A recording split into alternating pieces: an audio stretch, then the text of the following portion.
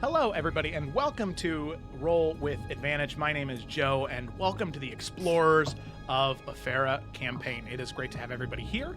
Got quite a hectic slew of sessions ahead of us as the group delves into the abyss. But let's go ahead and roll our intro first, and then dive right in to the game.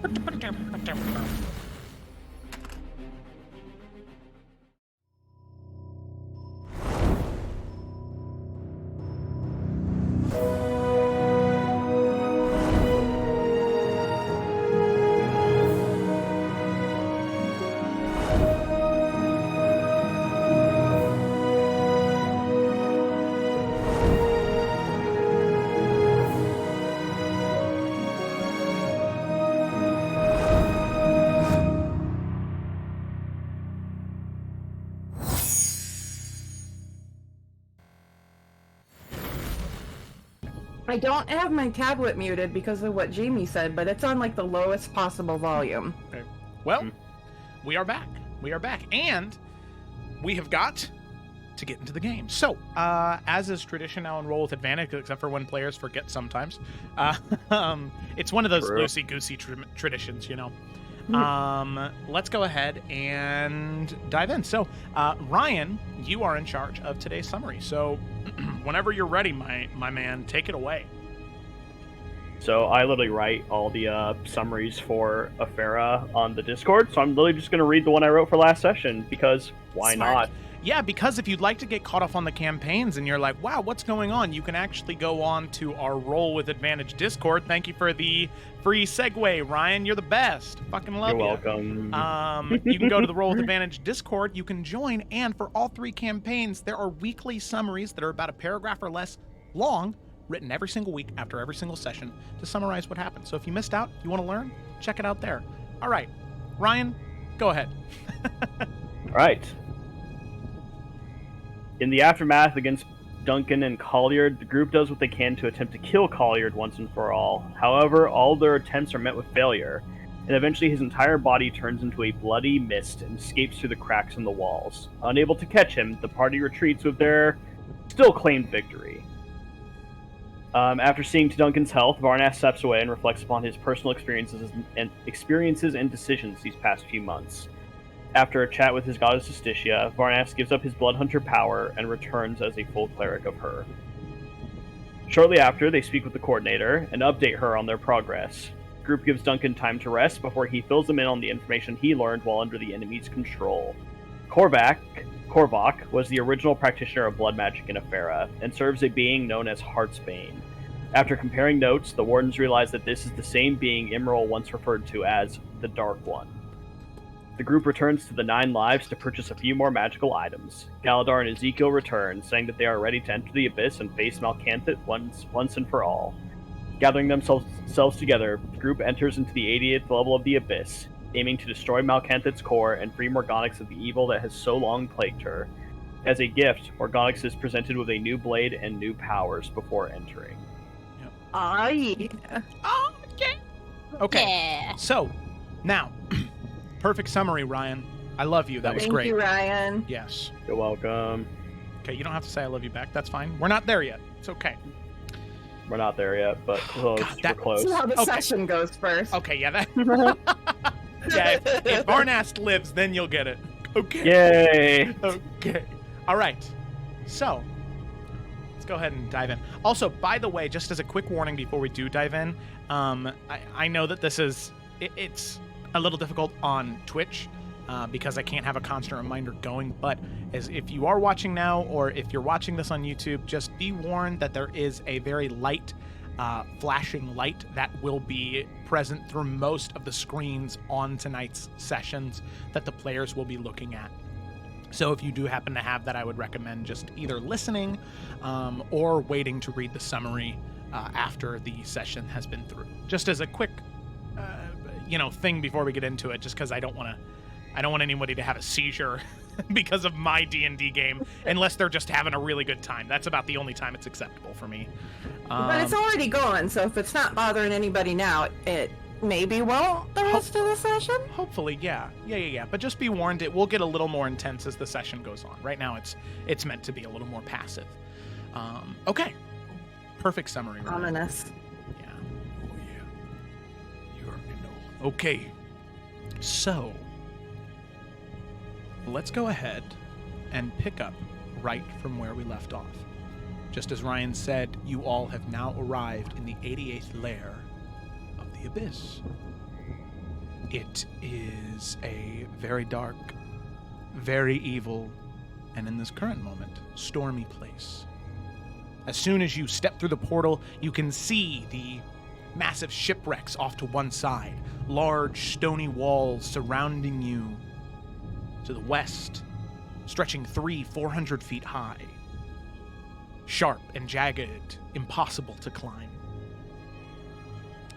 You can see that Morgonics, on top of the blade you hold in your hand, there is also a small leather case in your other one, something handed to you by Galadar. As you investigate that small leather case, there are two things that you should know about. For one, there is a map leading you from destination to destination so you can get to Malcanthid's core quicker than you would normally if you were just exploring the Abyss. And two, there is a potion in here.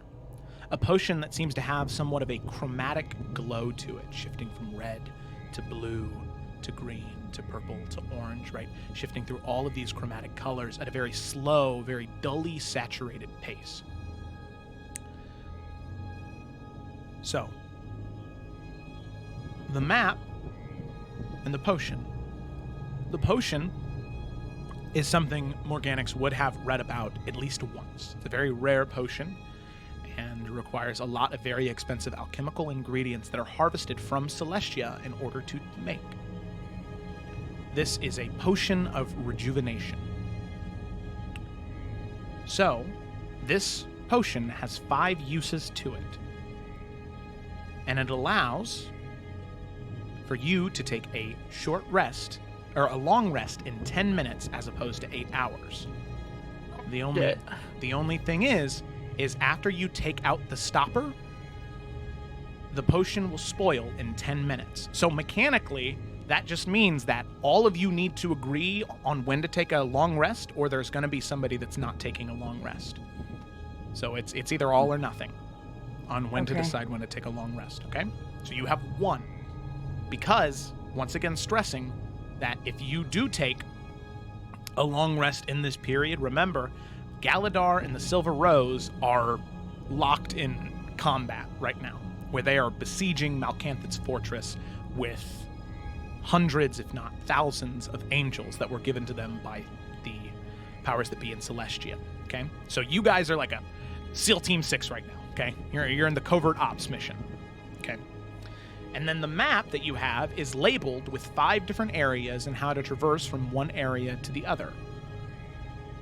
All of them are within the 88th layer of the Abyss, and it ends with Malcanthid's core. But those 5 areas are the follows. Currently, you have arrived in the Cove of 10,000 Lost Souls. Good. Your next stop will be the Great Chasm of the Siren's Song. Your third stop will be the Demogorgon's Lair. Your 4th stop will be the Bridge of Mordekash. And your 5th stop will be the Field of Sorrows. The Field of Sorrows is the last stop, and then after that, you should be able to find Malcanthid's core. Cool. We have to go through all of them, I'm assuming. You do, yes. That is the most direct and, scarily enough, the safest path that Galadar could find for all of you. Cool. Yeah, cool. Okay, yeah. Because the one small note that is left on the Demogorgon's lair is that the Demogorgon, as far as Ezekiel and Galadar's information could inform them, the Demogorgon is currently hibernating right now. It is in a deep, deep slumber. So provided that the Demogorgon is not woken up, you should run into no issues.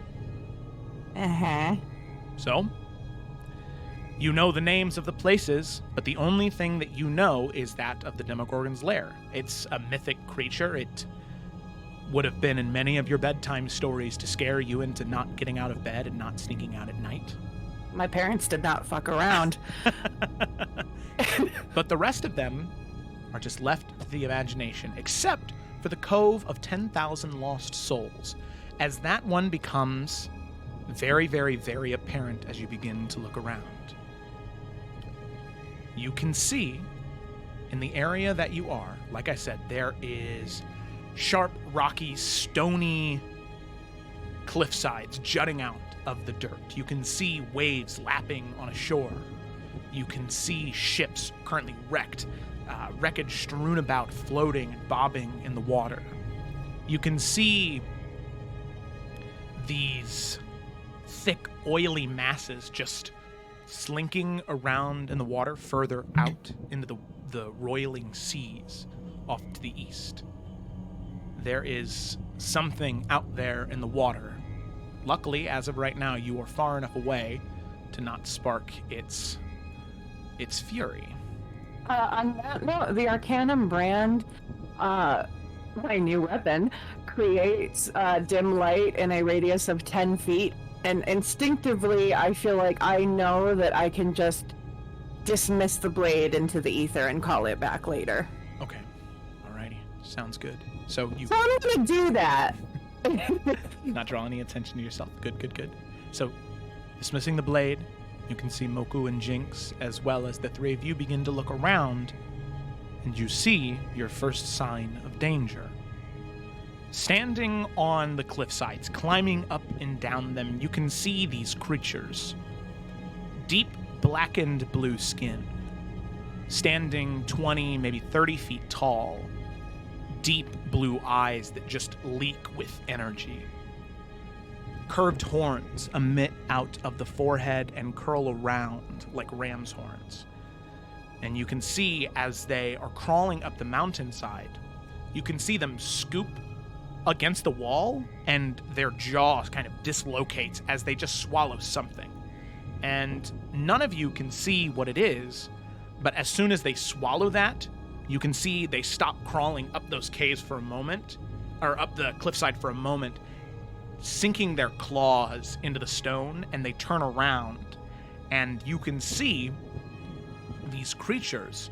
And you can, from where you're at, you can maybe see 3 or 4 of them. These giants, they vomit onto the ground, and you can see that it's not liquid, it's bodies that they're currently vomiting up, and they slam into the ground 4, 5, 6, 7 at a time, slamming into the ground, and you anticipate the bodies to not get up, but then you see them stand. This sort of sickly greenish blue skin, different bits and pieces of bone or coral sticking out of their face in different directions, and rusty, gnarled blades in their hands. They just begin to mindlessly wander the area. And you can see, just barely, to the south, is one small path that leads into an enclosed ravine. And you know that's where you need to go. So what I'm going to go ahead and do is I'm going to move you to the Lost Soul Cove here. Ooh. Map. And let me... It might take a second to load just because of the animation. Sounds like a millennial singles resort, am I right? Yes. Okay. Oof, this is so spooky. So, in this current area where you're at, you are isolated. This is serving as a barrier. This mass of vines right here is serving as a barrier. And you can see that as of right now, there's maybe 10 or 12 of those undead coral creatures. And then there are 3 of those giants. Where can you indicate on the map? Yeah, they're a little hard to see because they are like a dark blue, but there's one right here.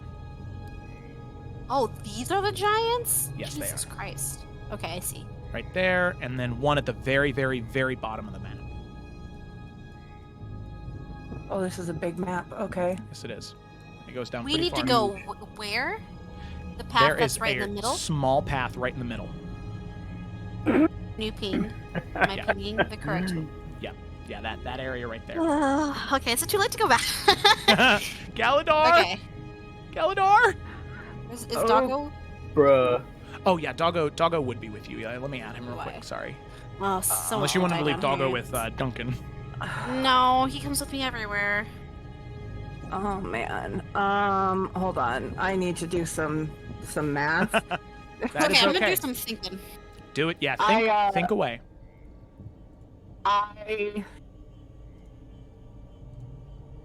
I can cast invisibility on some of us,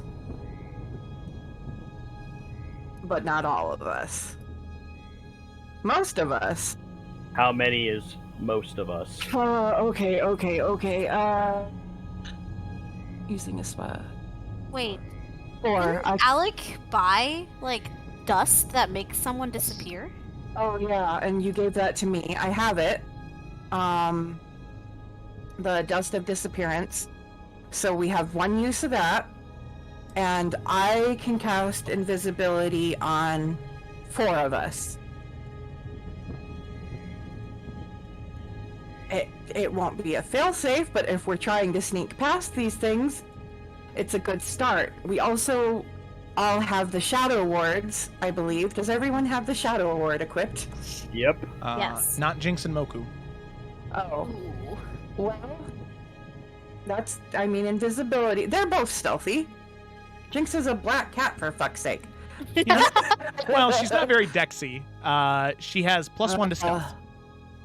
Okay, Oh wait, no, okay. that's not true. Is this, like, really tall? If we were to climb this, it'd probably be ridiculous, wouldn't it? It's wet, it's slick, it is not. Yeah, it's not great. Plus, Yeah. if you were to climb up it, there'd be a chance that these creatures over here, the giants, that they might be able to see you, as Yeah, then you're that's pretty much fair. just a target. Yeah, I get that. Oh, that Pokemon-looking thing is a giant? Fuck me. Yeah. That looks like a Pokemon to you? a dark type Pokemon. Old Ryan. The hell game were you playing? That looks like Night on Bald Mountain to me. I did not play Pokemon. I was already a teenager, but you know. Man, it's so funny that this battle map is so big that like when I'm zoomed out to like so that Yeah, people can see. that was my thing. I was zoomed out like super far, and I just thought that those. Oh, now that I'm zoomed in on them, they do not in fact look like Pokemon. Yeah, And they're very spooky. Lovecraft for Pokemon, but zoomed out. You were like, yeah, those are So, question: yeah. how much? Okay, let me do. Is my measurement tool correct here? I mean, yeah, it should be correct. Yeah, 5 feet for each one. Okay, so in theory, this dude is all the way, like, he's like at least 100 feet away. So if he like if we were to walk through here, because you could probably answer this question, right? What are the odds that Chunky Dick down here would see us? The one at the very bottom? Yeah. I mean, pretty slim, but it's just that, you know, if one of them is alerted, then the others are going to be alerted, and they're going to know that prey is there. Jesus Christ, okay. Alright. And you can see that just as more time passes, you can see this guy right here, right next to the entrance. You can see him scoop up against the mountain again, pushing, really, it seems like nothing into his mouth as his jaw dislocates. And then he turns around and vomits onto the coast. As you can see, from here. 2 more enemies appear down there. What? Okay. Okay, how long does the Dust of Disappearance last? It's a D4 in minutes. Ugh. The invisibility I cast will be an hour. So we could save the Dust of Disappearance to the last possible minute. And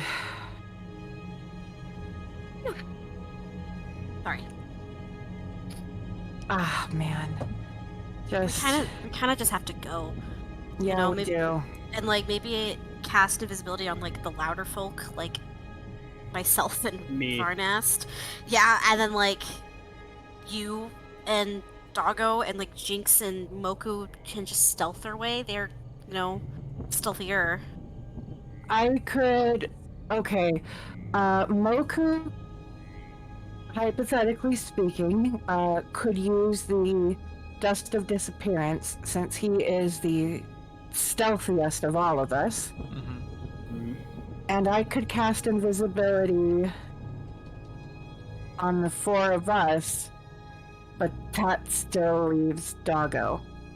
Well, Can't I just carry him and make him invisible with me? Doesn't No. it make everything I'm wearing? What if I put him around my neck as a scarf? that.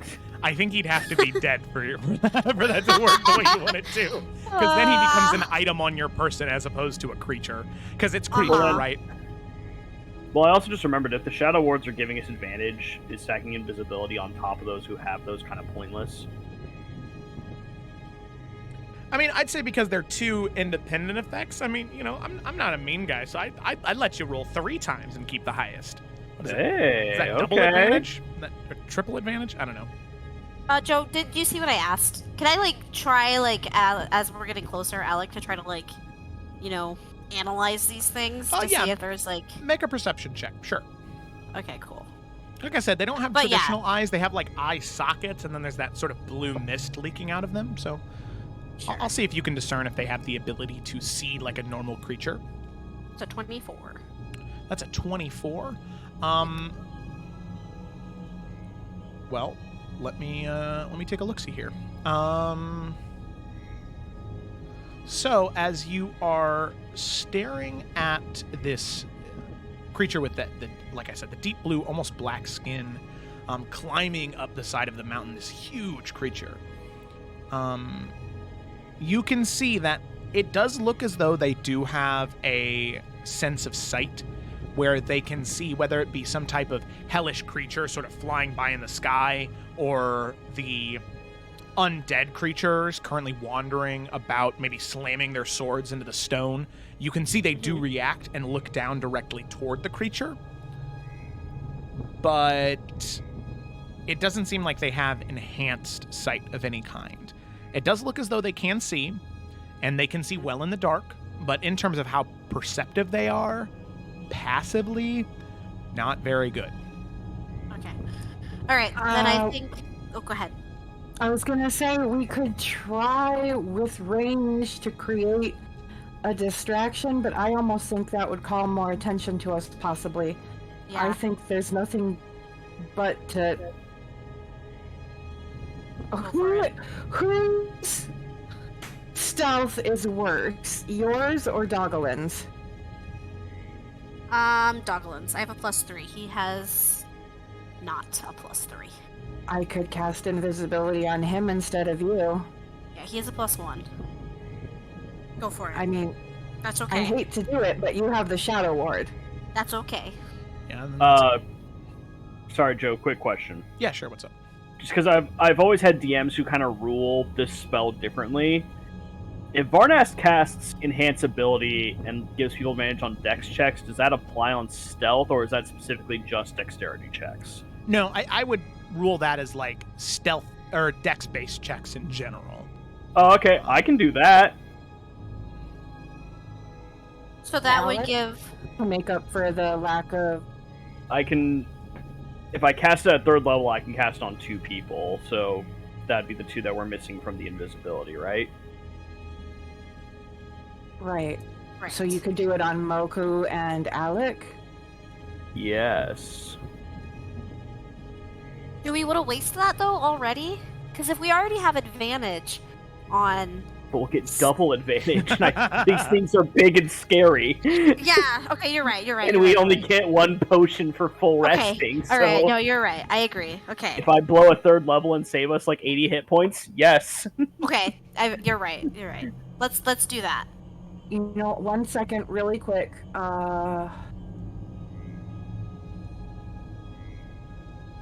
If absolutely all else fails, I'm just gonna say this right now, and we get spotted and we have to bolt. Do you guys think it would be better for... I have some scrolls. I could drop darkness on them, but I have a sinking suspicion that might not do much. Or I could drop daylight. Oh. which wow. might irritate these things, but If we could just get into that corridor and you drop it right behind us, if they catch Yeah. on, I think that'd be a great idea. okay, so My only concern with that, but I'll do whatever we want, is that if we're running into the next area with these things chasing us, then they're going to alert the things that we run into, and then we're kind of pinned on both sides. So I'm kind of worried if we get caught, we might just have to fight. Yeah, I guess we Okay. don't really know what's over here, do we? if we get caught, we will attempt to fight, but if we decide that it's not worth it and we have to run, I will drop daylight on them. I'm fine with that. I agree. Okay, I just want to have this. I want to pretend like I have a plan. Football huddle. Great. We got this. Okay, let's do it. Remember how we said no plans? Yeah, that was a good time. I remember that Yeah. too. Shut up, Joe. We have I was there. You were there. Me wumbo, me wumbo. Jinx is casting mage armor like 5 minutes ago. as soon as she saw the thing vomit and spit abundance, she was like, "Holy Yep. fucking shit! Oh my god!" No. Also, I just realized a thing. Yes. Oh, no, never mind. I was gonna say Jinx has greater invisibility, but that only lasts a minute. Ooh. Mine, not doing greater invisibility at a higher level is an hour, so no, we're not gonna do that. Yeah. Yeah. Okay, wait, okay. Right. Alright, so I am enhancing the ability of Moku and Alec. And I am casting invisibility on everybody else. And we go. Because we We don't go. have time to waste. We're going. And you go. All right. So- We're not exactly hauling ass. We are, you know, Stealthing. All trying right. to be quiet. Yeah. Okay, so that means that, right, just so I know, everybody has their ability enhanced for stealth checks. Well, for dexterity-based checks, so stealth.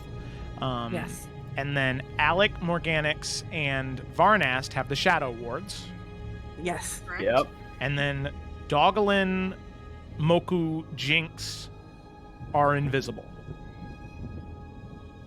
Wait. Uh, Moku, I gave the dust No. of disappearance. Just in case. No. Okay. I cast invisibility on myself, Jinx, Varnast, and Dogalin.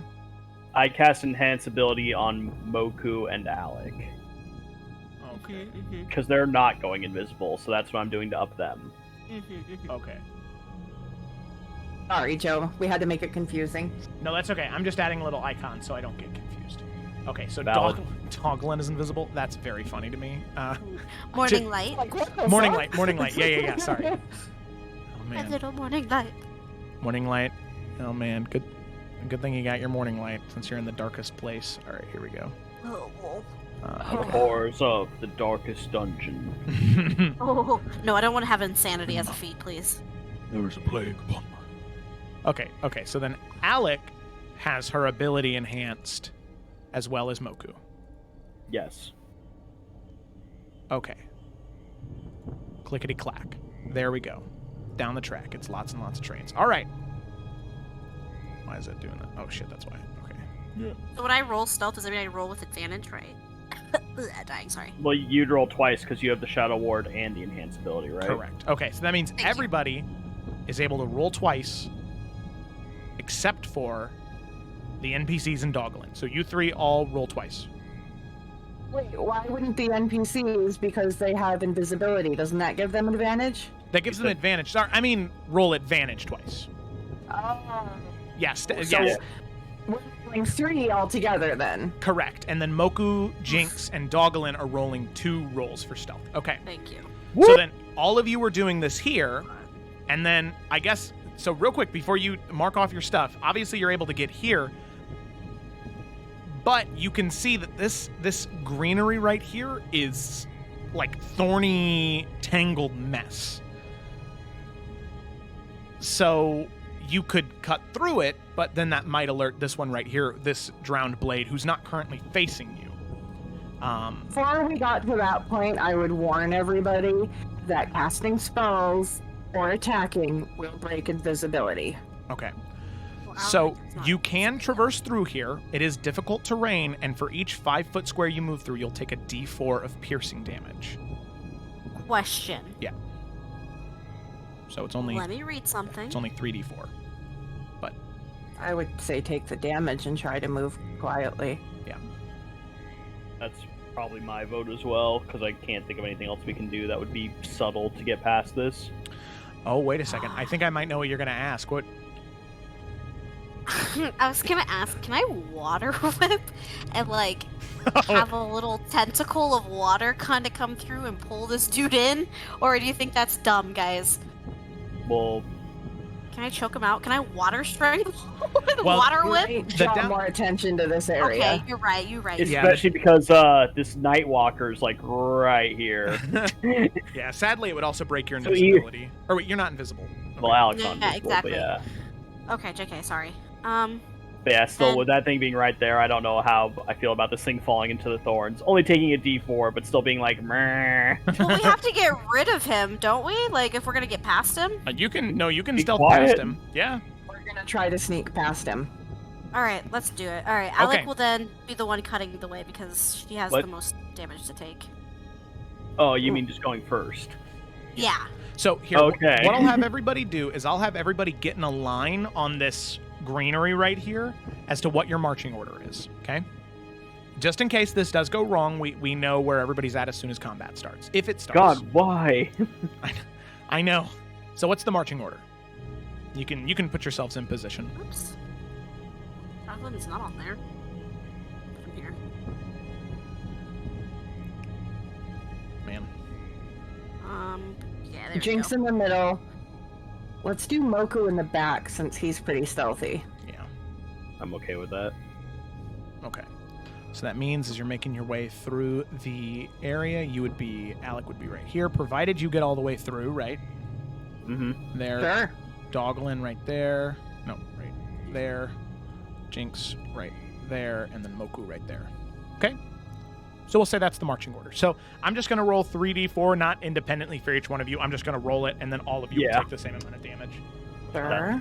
That's fine. Yeah. Rash. So, It's 4, not fine. 2, I 6, need all of the 2. points. So you take, each one of you will take 8 points of piercing damage. Oh. As you're moving through. And now I would like each one of you to make your stealth checks. And I already forget who had double and who had triple, so just, you should know. So you roll your rolls and then put them in the chat for me. Okay. I'm I- rolling in the chat. Oh, that's fine, yeah. I rolled 3 times on D&D Beyond, but I already don't know how to check what I rolled. Can you see them, Joe, or should I just roll again? No, I can I go rolled see them them. when you were speaking. Oh, I didn't mean to roll that for Moku. Oh, okay, You got a 16, it looks like, Kayla. Thank you. How do Yeah. I check what my Yeah, you can see the okay. game log, yeah. Okay, so 16 okay, for fine. Alec.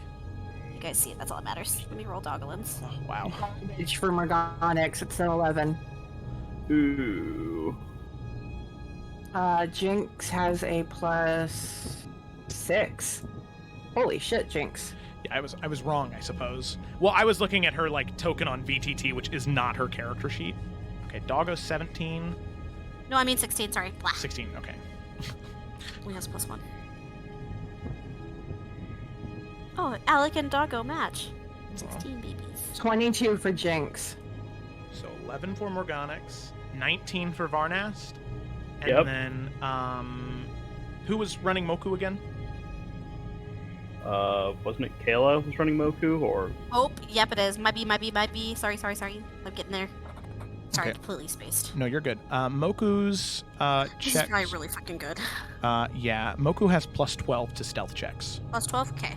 Yeah. This is for Did you want 12. him to use the Dust of Disappearance? I mean, right now, I think he's okay. He's Okay. got a 24, so. Okay. Or 22, 22. sorry. 22, yeah. Okay, 22. Alrighty. So, One passed but me, I'm guessing. well, here's what we're going to do. As all of you are walking, you're stealthing through the the brush right here, this thorny mass of vines. As you're making your way through, Morgonics, because your roll was lower, I'm going to give this drowned blade here an opportunity to make a perception check, right? He hears something behind him, maybe a snapping of a twig, maybe as you're walking, sort of one of the vines wraps around your legs, tangles around, the thorns dig in extra hard, and you let out a short yelp, and we'll see. They're not very perceptive. Where's my d20 at? There it is. Okay, so -1. That's cocked.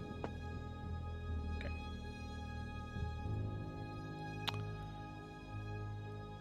As all of you, I'd probably say that Alec, you get about there. You get out.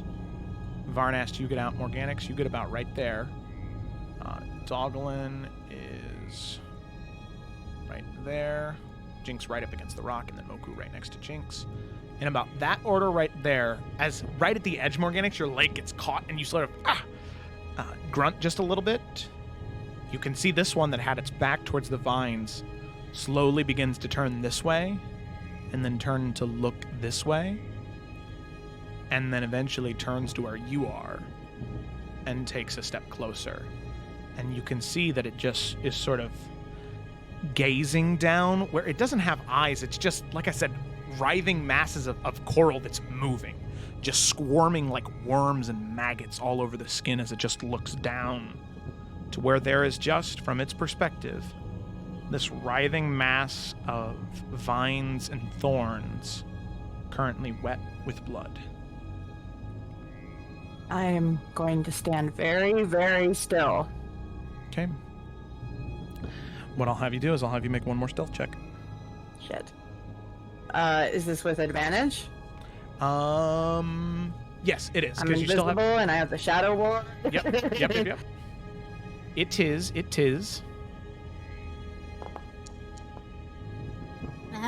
Okay, there's one. Garbage. Can Do I get a third time? Because You get a third time, yeah. Same rules as before. I'm gonna change these dice after this. Oh, that was almost a 2. Yeah. Holy shit. That's a 19. Oh, yeah. It like slid in on a 2 and then turned to an 18. That's good. It hurt my threats. You may stay for now, dice. Okay. You can see it kind of looks down, gazing towards it, lets out a small and then takes a step back. I'm just standing still and holding my breath for a minute and letting it out slow and quiet. Okay. With that, all of you are able to make your way further. I'd say, Alec, you probably get about there. Varnast, you get about there. Morgonics. Doglin, we'll say, goes around that way. Jinx and then Moku. Okay. Which direction is this dude facing? This one is facing this way. So he's facing He that doesn't- way. Okay. Said he doesn't look like he's facing that way. Well, that's because if I turn the token around this way. No. My question It is, looks Alec funny. isn't invisible, so I'm just like, he's just dumb, which is fine. Maybe we should try to go around hugging this rock wall. Yeah. At the very least, the non-invisible ones. Yeah. Mm-hmm. And then the invisible ones could go on the other side. Yeah, there we go. Okay. Okay, so then invisible one's going over here. Non-invisible one's going And over she here. would have like darted behind this rock and then gone this way. Okay. If he turned his attention like over here or something. Okay, so the first stealth check was getting past this one. The second one is getting past these two right here. So if all of you roll this time high enough, you'll be able to sneak past both of these ones. And then the last thing will be if this one notices you passing. Okay? But this is your last stealth check in this moment. Oh, look at that unnatural 20. 2 from Morgonics. +1. 31. 16. Now rolling for Jinx. Nice. Jinx is a 17 + 6, so I think Jinx is pretty good. Okay. Just like to remind everyone at home that Joe has been telling us to announce our dice rolls, but even when I try to, he says it before I do. Man, for some reason this time a 31 isn't high enough. As it notices you and says, "I'm sorry, I get excited," and then look, to roll a natural 20. Oh my goodness. Alec is at 23. Morning Light is at 19, and Moku rolled a 32. Okay. A 42. It looks like. Yeah, that'd be a 42. Yeah. Moku is invisible. Moku wasn't invisible at the start of this, but he is now. There's some people watching beyond the Divine Gate who are just like, "Oh shit, I lost him for a second." Yeah, they're like, "Wait a minute. That's good. Where'd he go?" Okay, so I'd say Alec, Doggelin, and Moku get there. So I'll say you guys get here. Oh yeah. Can I see what's down here? Yeah, like I said, it is a very, very narrow ravine, but it's closed off at the top. So it's just pretty much like this crack in the stone that allows you to walk through it. So it's very tight. I don't see any creatures or anything, at least from my point of view right now. It's just kind of like a dark hallway. Yeah, correct. Ravine. Correct. Okay, cool. Thank you. Yep. Okay. So you make your way that way, and then Varnast, Morgonics, and Jinx are able to make their way here. And then this sort of final Nightwalker here, as it is hanging on the cliffside right there as all of you are making your way through. It's just sort of looking over, looking for more souls to devour. And it is going to make a perception check. Okay? So this is going to be based off your previous stealth roll. So he'll need to roll a 16 or higher. Okay? I'm gonna bet they're pretty perceptive. Okay. Well, they're not. They have a -1 to any wisdom-based check, as they're pretty slow and stupid. But that is a natural 18 -1. God damn it! For a 17. Now you're right near the exit, so it is your choice to do whatever you want immediately after this happens. But Varnast, as you are just sort of slowly walking along, trying to do your best, trying to stay as quiet as you can, you always know this hasn't been your strongest point as an adventurer. So you're just sort of slowly making your way along. You have a small moment where the rain sort of pattering down on your armor, you just for a moment, you can feel some of the moisture sort of lock into your shoulder, like underneath the, like soaking into the gambeson and underneath the chainmail and underneath the plate.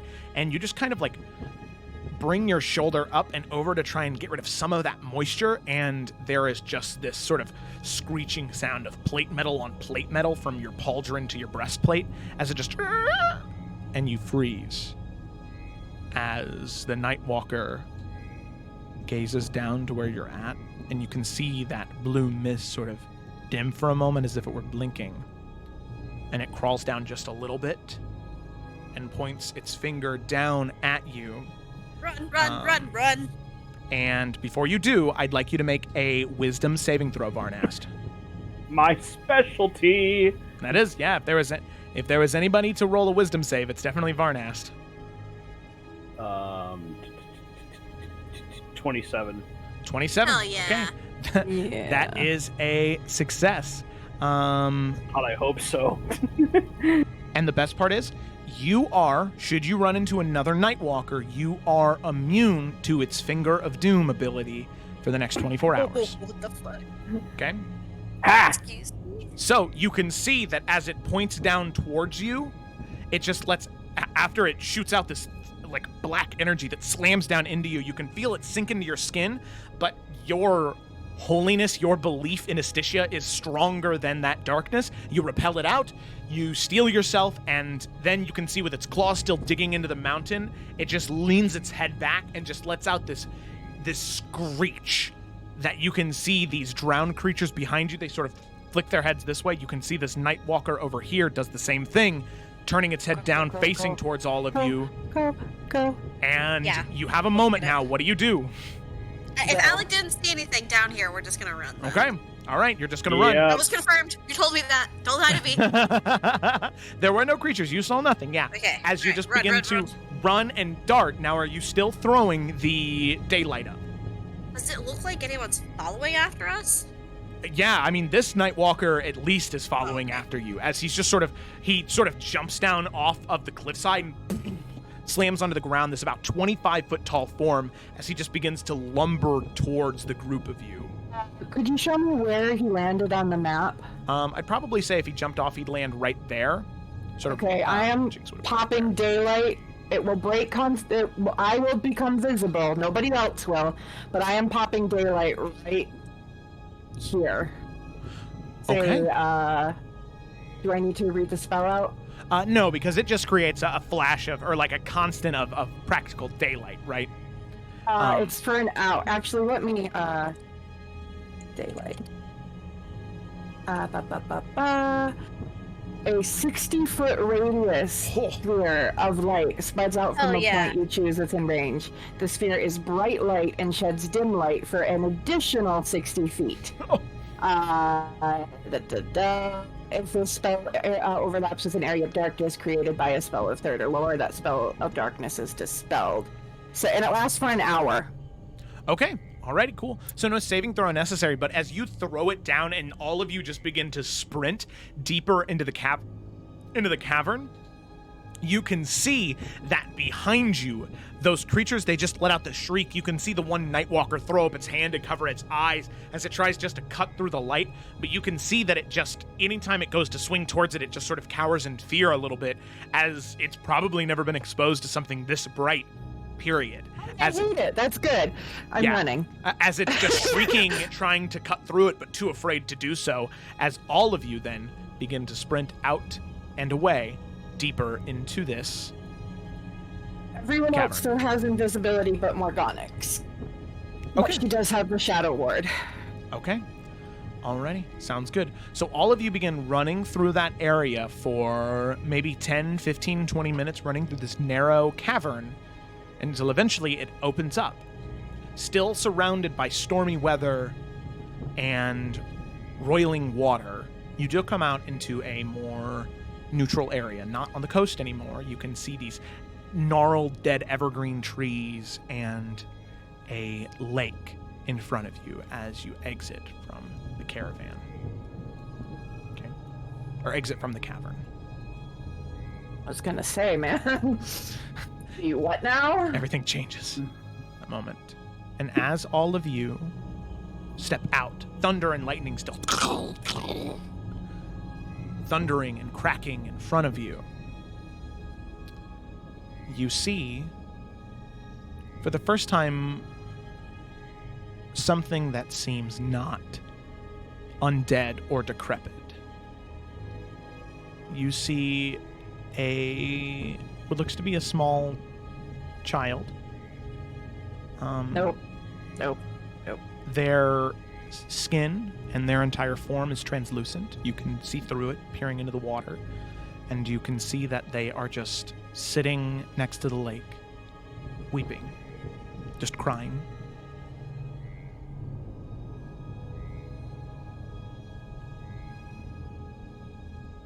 I would advise everybody not to break this invisibility. Keep it as long as you can.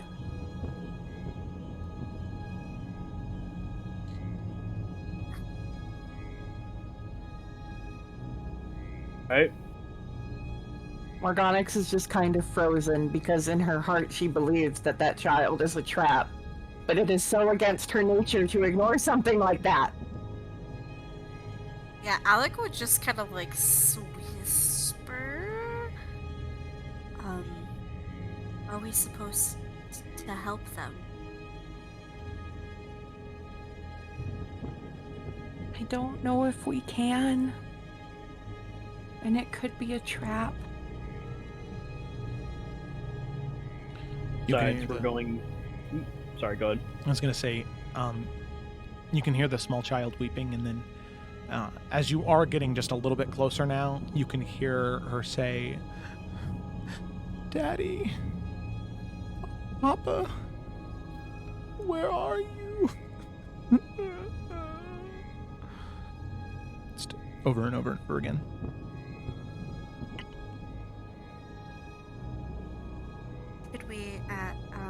Should we at least ask? I could. I've already blown invisibility. Even if she needs help, is there anything we can do for her? We're going in deeper into the abyss. It's going to get more dangerous if she comes with us.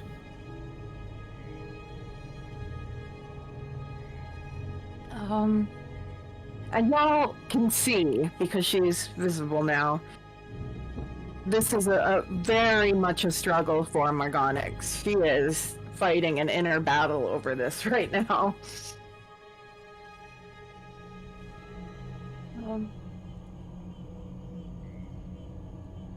Maybe. I have a theologian as a parent, and I'm well learned. Do I have any knowledge of what this kid could be doing here? Any stories, anything that happened to? Yeah, make a history check. Okay. What is my history? My history's +6. Okay. Nice.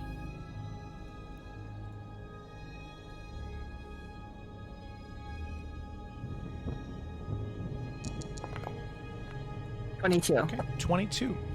So, not necessarily related to the girl, as you're not quite sure what that could be related to. But you do know very slightly of what the Cove of 10,000 Lost Souls is. Like I said, very, very slight knowledge. As the Cove of 10,000 Lost Souls sometimes has many names within folklore around Illica.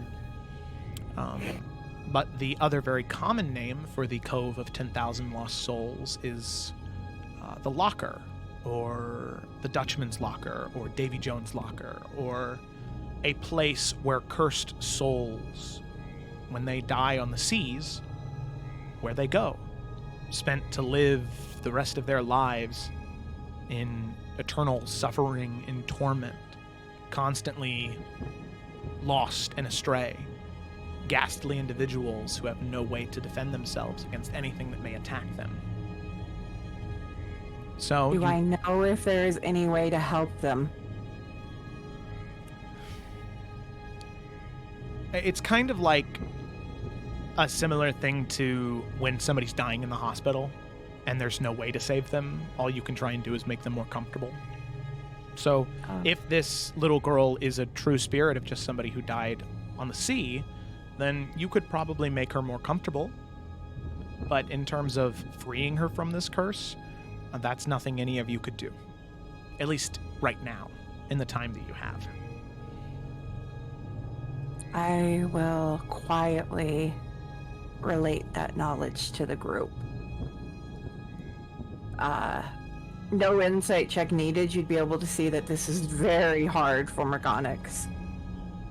Alright. Morgonics look at me. Then Varnish remembers he's invisible and he's like, right. Okay. Morgonics. She looks in the direction of your voice. Good enough. Look.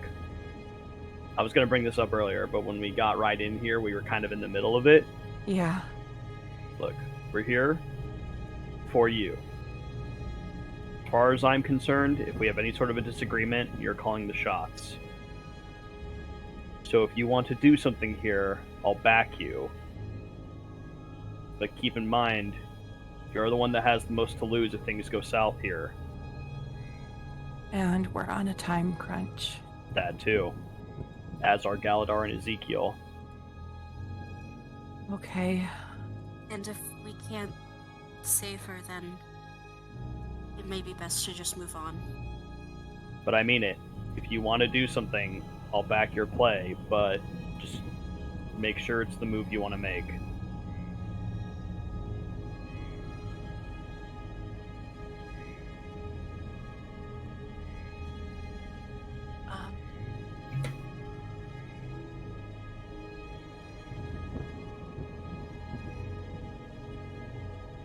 There's nothing I can do for her.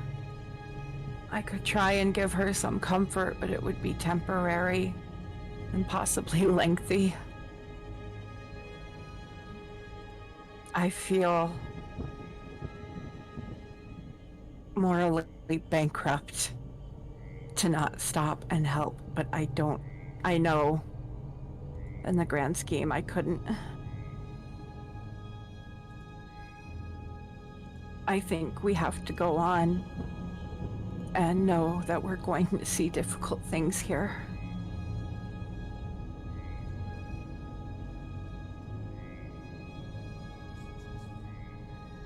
Gods forgive me. We should keep moving then. Alec will just kind of give Morgonics just like a shoulder squeeze before moving on and just kind of help guide her away from the scene a little bit. Which scares the crap out of her because she can't see you. No, I Alec can is see gonna- her. Oh, right. Yeah, Never mind. All right. Can you imagine? Ah! Once Alec, there'd be some problems. But yeah, we're gonna keep moving, Joe. Okay. Yeah. Real quick, as you're making your way, traversing away from this small girl, as you do have to travel around the lake, so there is a chance that she could see all of you. So I'd like you to all make a stealth check for me. It's not very likely, but still there's a chance she might be able to see people. With the advantage still? Or the Yep, the if triple the only thing? thing that has changed, it would be for Morgonics. That's it. God. Oh, mine is a 15. 15, okay. This was a 23. Oops. 14. Sorry, trouble's crawling on me and I'm trying to click my mouse. Get off me. Jinx is horseshit. Absolute horseshit. Total of 9. Oh, wow, yeah. Morning Wait. light is 14. Oh my god. Yeah, that's pretty not good. Okay. 17 for Moku. Okay. So, with that...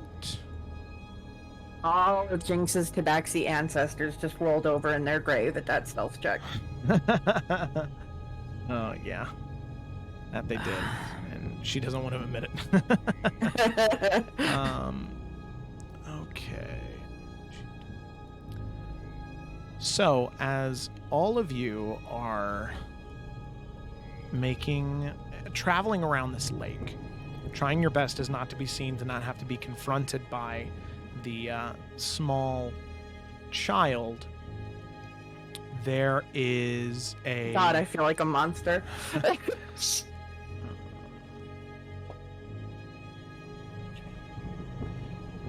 As Jinx is walking along, she's just kind of muttering under her breath, okay, just don't look back, just don't look back, okay? Just don't look back, just don't look back. It's okay, we don't have to look back, we don't have to look back, we don't have to look back. I don't need to look back, it's okay, I don't need to look back, it's okay, it's okay. Jinx. And Okay. you can hear the crying stop. And that same little girl go, is someone there? Is someone... Have to keep moving. Alec is gonna keep moving forward. As will Barnast. Morgonics is gonna hesitate. Alec is gonna take Morgonics by the hand. She needs to. Thank you. Yep. And she's gonna squeeze and hold her hand tightly, but she's gonna walk her forward. Okay.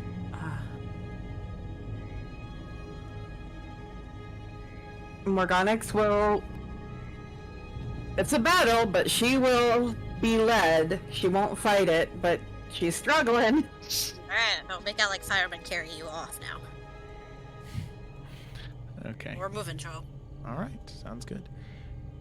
You begin to move, and you can just hear the pleas for help get louder and louder and louder, until eventually there is just that little girl screaming at the top of her lungs for somebody to help her. Oh. And then you hear, as looking out above the tree line, you can see one of those large creatures moving. Catching the sight of the noise, looking down, reaching down and scooping up the little girl, No, no, no, no, no, no, no. and just swallows. As the screaming stops,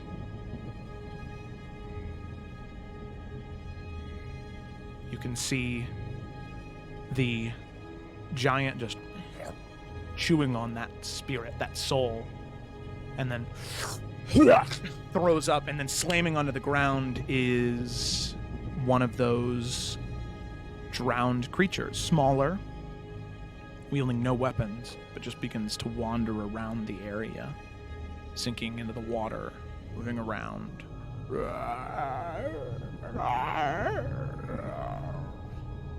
Walking about. Is there some sort of mental check I could roll to see if Morgonics is able to not lose her shit seeing this? Yeah. Sure. Make a, we'll say charisma saving throw. Oh, well, I'm good at those. That's a +9.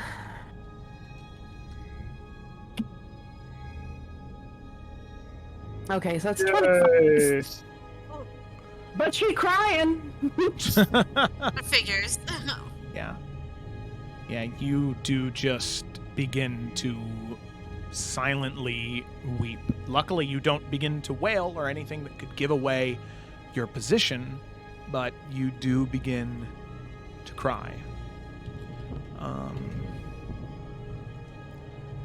And She hates herself. Morgonics, I'd like you to make one more stealth check for me. It's not a dead giveaway, but there is every once in a while just these small weeps or moans.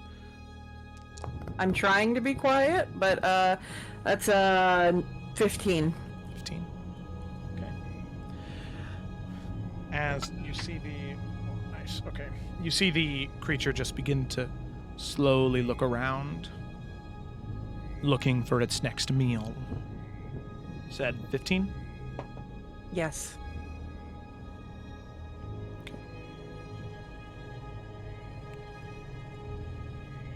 You can see it slowly turn its head from left to right, and then turn away from all of you, and begin to stomp away in a different direction. I'm sweaty. He's weak. All the spaghetti. I'm having a fucking heart attack before this night is over. Jesus Christ. Oh my god. I hate myself for letting that happen. Yeah, that was pretty rough. All right, well, you let some little girl's soul get devoured, but you have a mission. Whoa, whoa, whoa, whoa, whoa, whoa, whoa. Hey, don't phrase it like that, okay? What? Counter's over. Sacrifices need to be made. Okay, sacrifices do need to be made. This is very important. I'm not saying it's not. I regret every choice that I have made on this map. Oh. Okay. So, with that, you begin to make your way further and deeper into the forest. Following Galadar's map, it is very well made and was very purposefully made to be as helpful in terms of giving you directions as it possibly could be. But not the moral and ethical advice I so desperately crave in this moment. No, sadly not. You begin to travel some more, following the directions as best as you can, until eventually you come to a more, I'm not going to say neutral swampland, but there is very deep rivers and pools sort of filling this entire area. Some taller, dead evergreen trees, gnarled and twisted, but some still alive, as all of you just begin to slowly traverse through the area. Coming up from the south, heading north, you continue on your way. Now, in this area, you don't see any danger, at least immediately. But my question to you is, do you continue stealthing, or do you take a quicker approach? Is there an option in the middle of that? I will say the only thing is you're probably, after going through the ravine, all of the planning and the interaction with the child, you're probably getting to about 55 minutes of travel time right now after casting invisibility. So they have 5 minutes left on that. Yeah, just about. Could we stealth for another 4 minutes and then reevaluate? How like long is this field? So the field that you're looking at is, it definitely won't take that long to traverse. You're probably looking at, in order to get to this sort of final stop that you need to get to, it's about 100 feet, but you can see that there are just these pools of water everywhere. So you're going to have to do some type of traversing some way, shape, or form, whether it be jumping, knocking down trees to walk across the rivers. It's very odd because while the streams are very thin, they seem to be very, very deep. The water seems to be very deep. I would think we move quietly and carefully, but not as stealth focused, more just safety focused. What do you guys think? I know instinctively it would be very bad to fall into the water. Yes. I'm just trusting my gut on that one. I mean, if you want, I could cast Water Walk on all of us. It's another 3rd level spell of mine, but I just worry he's almost run out of spells. Let's wait and see if we need it. I can always cast invisibility again if it drops, but I have a lot more spell slots than you do, though. Do you really want to use another invisibility? I mean, I get mine back after a short rest. I don't really want to take an hour in here, but We should just go as much as we can. Yeah. Stealth, and then when it all wears down, we just book it the rest of the way. I don't think we can book it through that. I think we have to be careful. Right. Just move at a quicker pace, maybe? A normal pace as opposed to a slow pace. Yeah, One- there we go.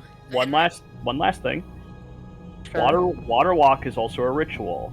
I can sit here for 10 minutes and cast it on all of us without using a spell slot, but we would become exposed, which it sounds like we're thinking that's going to happen anyway. Do we see any sort of natural alcove or like a good hiding spot or a big rock or Yeah. copse of dead, petrified, miserable trees? Yeah, right now you guys are in a very a thick cropping of alive evergreen trees, so there is a bit of a buffer between you and anything else that may be pursuing. I will say you don't hear any thumping of anything. It seems as though all of those sounds are behind you now. You don't hear any screams, any mumbling of those drowned soldiers. Can I say, yeah, Ryan, if you can cast it as a ritual, we can use that right now. How long does it last? An hour. Let's do Yeah, let's do it. It will Good. break your invisibility, but I mean, that's about to poof anyway. Yeah, so if we're going to go in we use invisibility to get into our little hidey hole. I take the 10 minutes to cast it, and then we can just proceed over the water. That's smart. Okay, yeah. Okay, sounds like we'll do that. Right now you guys are on like a little narrow peninsula, so the only way to get across is to traverse the water somehow, whether that be swimming or, in your case, I guess, water walking now. Yeah. Okay. I'm a cleric. Bill forgot we had a Tempest Cleric in our mixed. He's like, man, dang it. Yeah. I only shoot lightning every session, but it's fine. They think I'm so naive. Yeah. I love you, Joe. This is not gonna be good for them at all. Oh, I feel Please so bad don't for hate them. me, Joe. No, I was muting myself on Discord to address the stream. What happened? Oh. What? Yeah, Oh. yeah. What? I'm sorry, Okay. what? All right, so Varnast, you cast Water Walk on everybody Yeah. As a ritual. as a ritual, and then you begin to traverse across the water. Yes. Okay. What's your marching order going across the water? I will go first this time. Varnast is first. I will follow behind him. Alec is I behind. will follow behind Alec. Okay, and then we'll say Dogglin, Jinx, and Moku. Moku. Yeah, it's fine. That's right. Okay. I am probably still, without realizing it, holding Alec's hand. Absolutely. Okay, let me move all of you Because fuck this place. justly. Okay, there we go. We have our nice little marching order there. Very nice. Okay.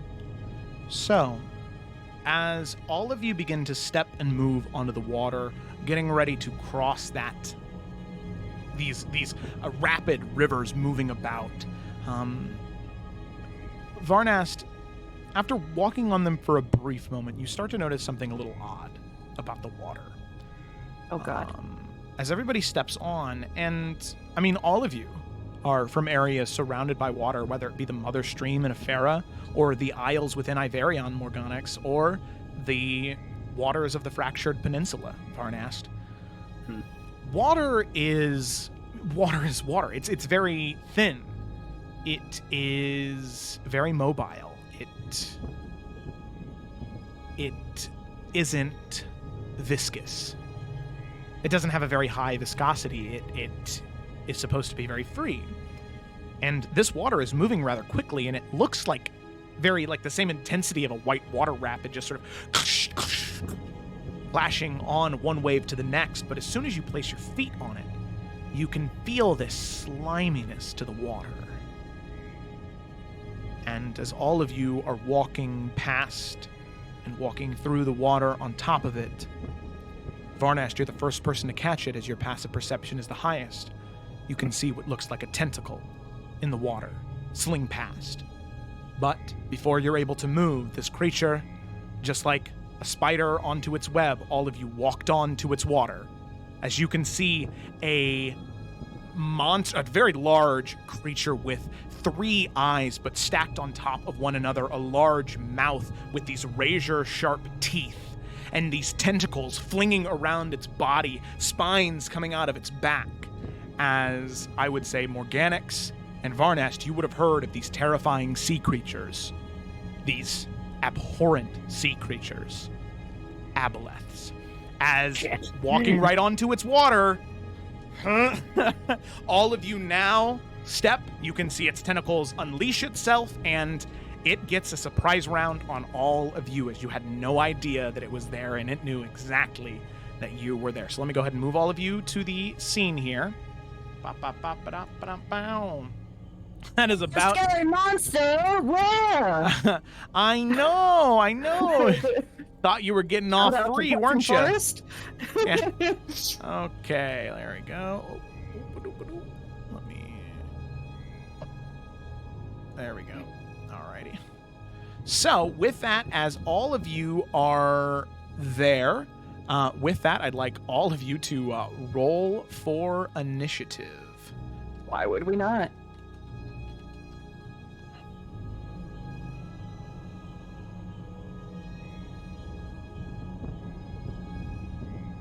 Oh, sure, now I roll good. Jinx, what is your initiative?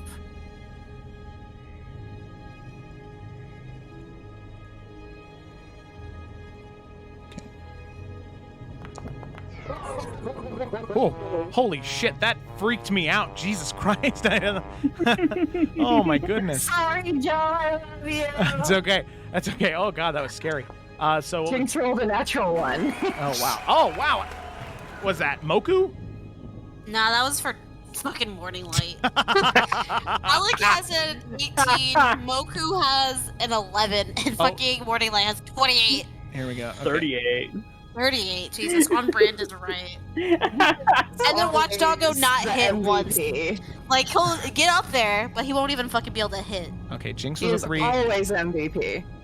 Doggo was what? What'd you say? A 38? Yeah. Hell yeah, Dogglin. Okay, Moku was a what?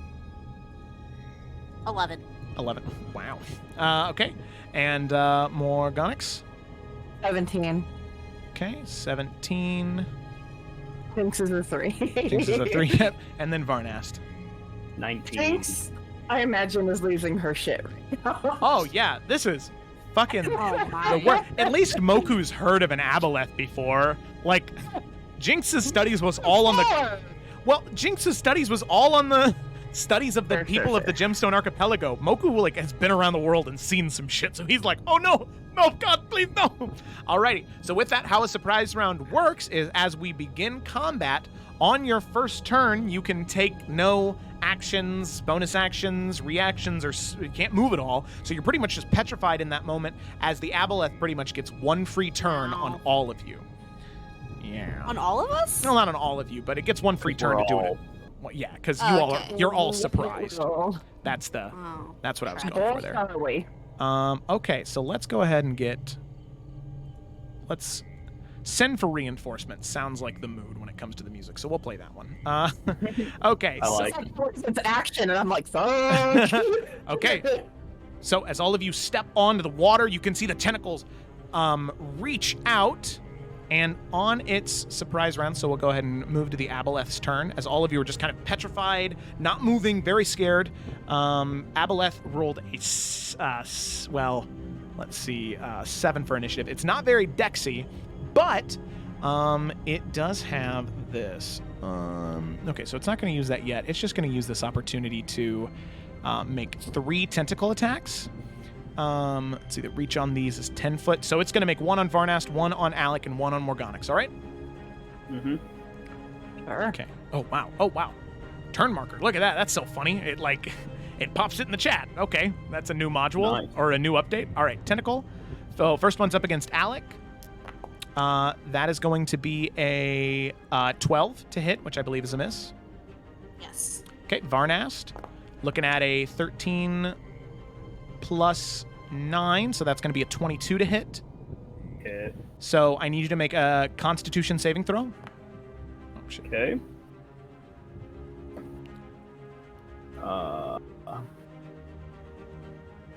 Lost my spot. Sorry. 13. 13? Okay, that is a failure. So as of right now, nothing happens. Yep. Cool. You are just considered diseased. Okay. Yep, but it has no negative effect on you in this current moment, all right? Okay. Mm-hmm. Cool. So, with that, you do take 13 points of bludgeoning damage from the first tentacle. Okay. Okay. All right, and then the last one is up against Morgonics. So, Morgonics, we come to you with a 16 to hit. That is indeed my armor class and 1 charge off of my shield. Okay. As it cracks in, you can see the buckler just begin to crack and break a little bit more as bits and pieces of the wood and metal are starting to bend and snap and break as it's finally getting its use in. And I need you to make a Constitution saving throw. Cool. Yeah, what is that? That's a +2.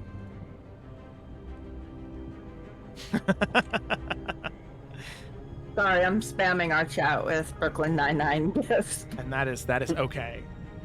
And that it's time to change my dice because it was a 4. So you are also considered diseased. It has no effect right now, but just remember that you are diseased. Also, I understand that Morganic, well, at least Varnast, you still would have been invisible as well as Dogolin, but considering the fact that you are on its water, it has practically true sight as it's just able to know exactly where you are. Like I said, like a spider on its web. Well, no, we weren't invisible because it took me 10 minutes to cast water. Oh, that's right. So I just forgot to remove the little indicators there. Okay, sorry, my bad. Let me remove those real quick. Good. Bop. I also would have accepted that logic regardless. Okay, I know yeah. Aboleth are mind fucking creatures. So, but in this case, no, I was visible. When I am hit, I would do I get a reaction? No, not on a surprise round, no. Okay, never mind. Yeah, I know, I'm very sorry. Nope, I forgot. Okay, alrighty. So that is the end of the round as we come to Jinx's turn. Jinx can't do anything, and we come up to Dogolin. So Dogolin with a 38 on the water, not invisible, teeth baring. Oh. What is Dogolin doing? Alec is gonna whistle, and he's going to run to the other side of this creature. Meow. And he's gonna take a bite out of it. It's slimy flesh. Okay, all right. So we get an extra d6 because it currently is flanking. 15. That is a 15. Would have been a. Okay. All right. I'll consider. There are enough of you here to distract the Aboleth a little bit. Wait, what? To get the Sorry, d6. you cut out. Oh, sorry. No, it's because I stopped talking. I was originally going to say that because it has a very good idea of where everybody is, I wasn't sure if flanking would still have the same effect on this creature. Oh, that's fine. It doesn't have to if you don't want it to. No, it's fine. There are so many of you on the water. I'll say that it's distracting the Aboleth a little bit more, as it doesn't get people here very often. Okay. You also advantage on the roll. Yeah, I would because of pack tactics. I was just yeah. seeing. Yeah. Okay, so that does hit. A 15 doesn't, but with the extra d6 from the But what if you crit? Okay, you gotta roll again. You gotta roll again. I try. Yeah. Nope. Worth a shot. Okay. It was worth it. So then that'll be 11 points of piercing damage, and sadly, this creature cannot be knocked prone. So no save. I wouldn't think so. Yeah. Doglet is just going to hold his ground.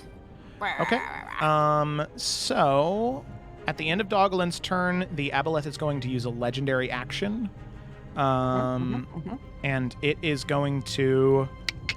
Yeah, it's going to make a tail swipe at Doglin. As currently Doglin just sort of bites into the meaty bits behind the Aboleth. You can see the tail rise out of the water and just go to smack into Doglin. Tail swipe. Well, that was odd. Why did it do that? Okay. Actions. Here we go. Tail. Bop. Normal. So that is going to be a 25 to hit. Ooh. And 16 points of bludgeoning damage. My baby. Okay. Okay. Then we come to Varnast. Okay. He is going to pull out his new blade, and he is going to swing and cast Booming Blade. Okay, sounds good. Okay, that's pretty good. Let me just double check.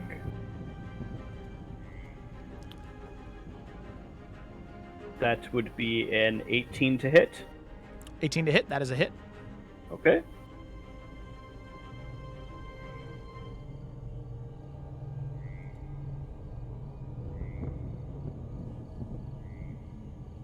Alright, so that is 23 points of damage from the swing. Nice. And I will... Yeah, I'll move it 10 feet to the left with my Thunderous Rebuke ability, since I did lightning damage with my sword on it. Okay. To the left, so... And there's no saving throw attached to that? There's no saving throw attached to that. They just get moved. Okay, alright, sounds good. And then is Booming Blade as if it moves willingly, or just... If it moves willingly. Okay, alright. Yeah. Sounds good. And that... Varnast is going to move. Why can't... Oh, I'm on the wrong token. Why am I always grouped with them? He's just going to move, like, right... That's not where I selected. Oh, the squares, like, aren't quite lined up. Yeah, okay, I see how it is. Yeah. Okay, there we go. He's going to move, like, right there. And that will be the end of Varnast's turn. Okay. Alrighty. Sounds good. So, as Varnast ends his turn, at the end of Varnast's turn, Varnast, you're out of reach, but it is going to use another legendary action to do a tail attack against Alec. Can you do a legendary action twice in one round? Oh, yes. Yeah. Do it up to 3 times, I think. Yep, and Aboleth really? has I 3 thought they legendary were actions. Okay. All right, Alec. Coming at you. All right. That is a 15 plus 9. That's 24. Yes, sir. For 12 points of bludgeoning damage. Crack. Yep. I'm not raging yet. All right. Hasn't been my turn. Then, Morgonics, we come to your turn. Morgonics is gonna run over here. Run away, run away. Thinking, water walk or not, maybe getting off the water is a good idea. Yeah. And at level 11, she gets 3 Eldritch Blasts. Oh. Yeah. Pew, pew, pew. Hell yeah, the most rootinest, tootinest class in the West. She's going to Eldritch Blast it 3 times.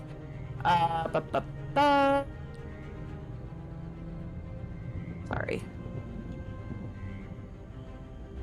Having to type out my rolls now, and it takes a while. Ooh, those First nice. one is a 16. 16 misses.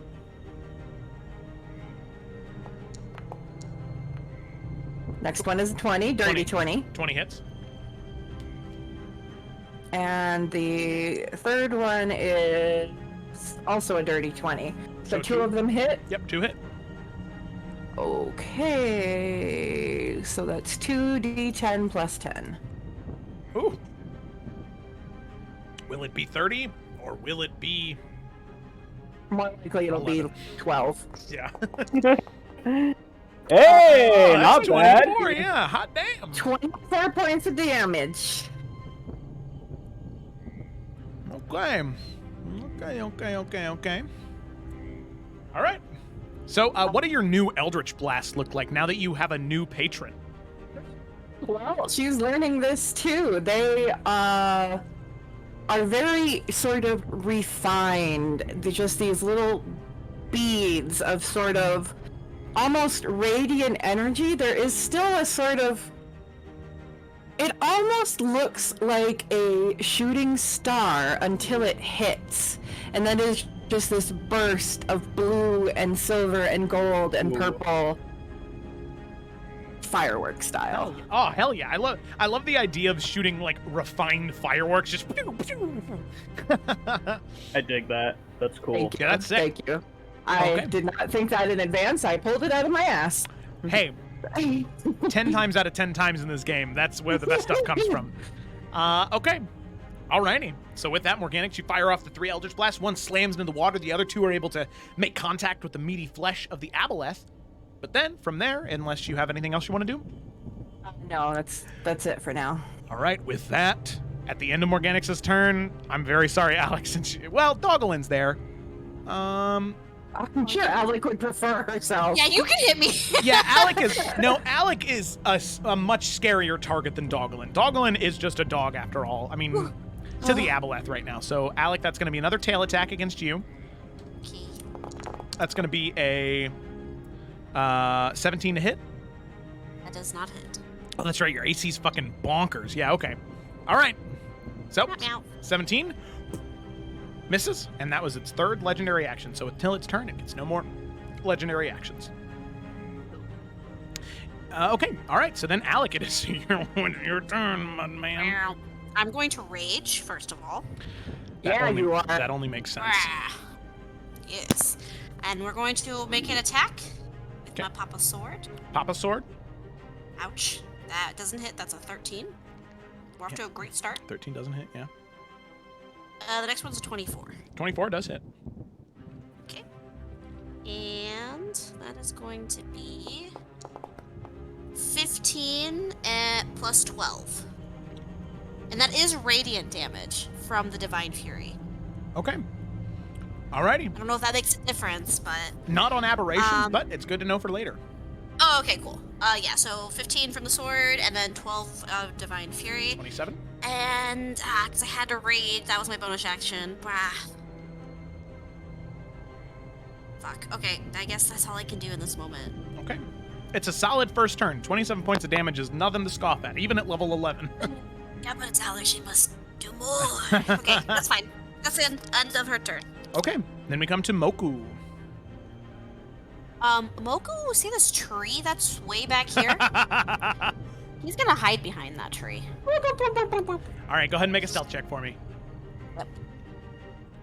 Now, luckily, he's not on the water, so that's good.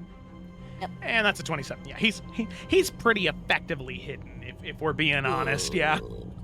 And he's gonna line up that crossbow, baby. Line up the shot.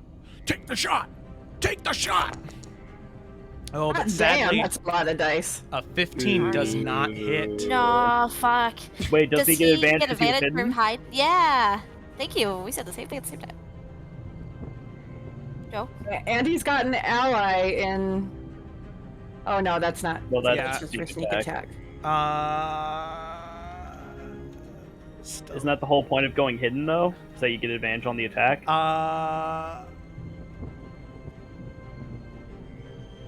I'm trying to think because it's. I'm trying to think of what the rules are, for Yeah, because why else hide? Well, I guess It's Sneak- it's to sneak attack. activate sneak attack. Yeah.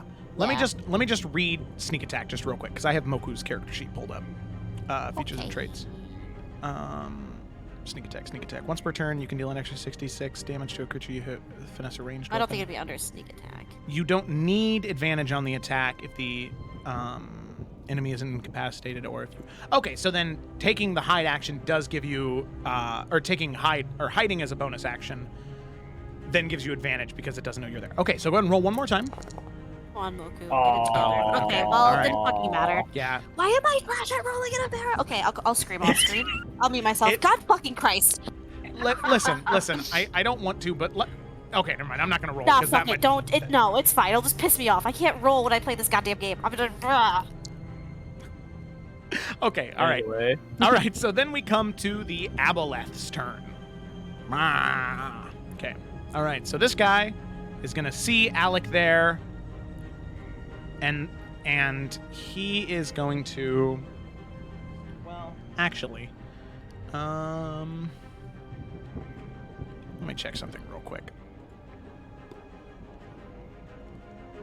Yeah, okay. You know what? Actually, oh,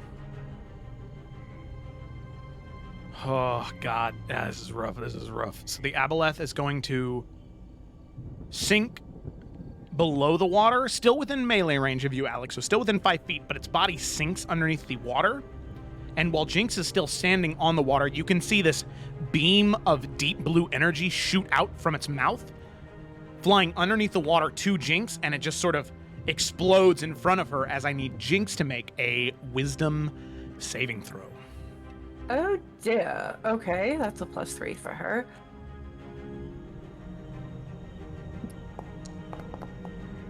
Uh, 13. Sadly, that's a failure. So Jinx is now under my control. Ooh. This could be bad. Until the Aboleth either dies or is transported to another plane of existence. Okay. So then with that, it is Jinx's turn, so it's my turn. We're not running, guys. We're not running. Okay, so Jinx is, well, the Aboleth is going to say, well, you know what? It's now or never. And is going to move 5, 10. Well, actually, it's kind of hard to get Alec in there. She does not have lightning bolt. That kind of blows. So instead, what she's gonna do? Oh, actually, shit. You know what she's gonna do? In a 120-foot line, or no? Oh God. Okay. Form of the hemisphere, sphere. How long is the 20 foot? Sorry, I'm just trying to form a sphere with a radius up to 10 feet. 10-foot square panels. Each panel must be contiguous with another panel. Oh, it's just 120 feet. Okay, sorry. All right. So Jinx is not going to move there. Jinx is going to move right here. And standing next to you, Alec, she's just going to look at this very neat, nice little line from Alec to Varnast. And Jinx is going to cast Wall of Ice at 6th level. So, I need Alec, Varnast, and Morgonics to make a dexterity saving throw. All right, I'll be making that with advantage because I have danger sense. Yes, you do see it coming, and you're very confused, but you can see Jinx's eyes are just swirling pools of black mist. 14 for Morgonics. I fail. Okay. So, Morgonics and Varnash, you both take 59 points of cold damage. Wow. And Alec, you take 30 points of cold damage. Okay. I Wow. smell a TPK. Stinky. You get hit one. Shut the fuck up, Joe. Let me be grumpy. What was it? 30? 30 points, yeah. 29, sorry, because it was 59 halved and it's rounded down. Hey, I'm at 69. Nice. Okay, this green and black line here is going to be the wall of ice because I don't want to change my colors. Okay, all right. You know what? I'll change my colors to this icy blue and the fill color to be this deep blue. Yeah, all right. That's not a deep blue. This doesn't matter. I don't know why I'm doing this. Configure defaults. There you go. That's a much better. That's a much better painting of what's happening. The other one was like a vine wall rather than an ice wall. Yeah, and as it shoots up in front of each one of you do take the damage, and you're also cut off from the Aboleth.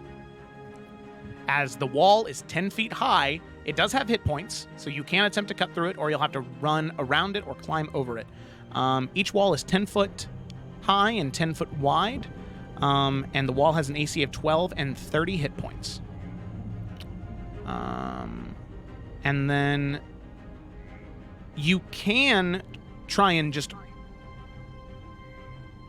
it's vulnerable to fire damage too. If you destroy one of the 10-foot panels, whenever you go to walk through it, you do make a con saving throw, or you take 5d6 cold damage. Ugh. Okay? So, it's nasty. It's the reason why Do I start my turn in there, or...? No, you don't. You're pretty much like, Okay. you take the damage and then you're pushed out to the other side. But for right now, you're just right there. Okay. It's Doglin's turn.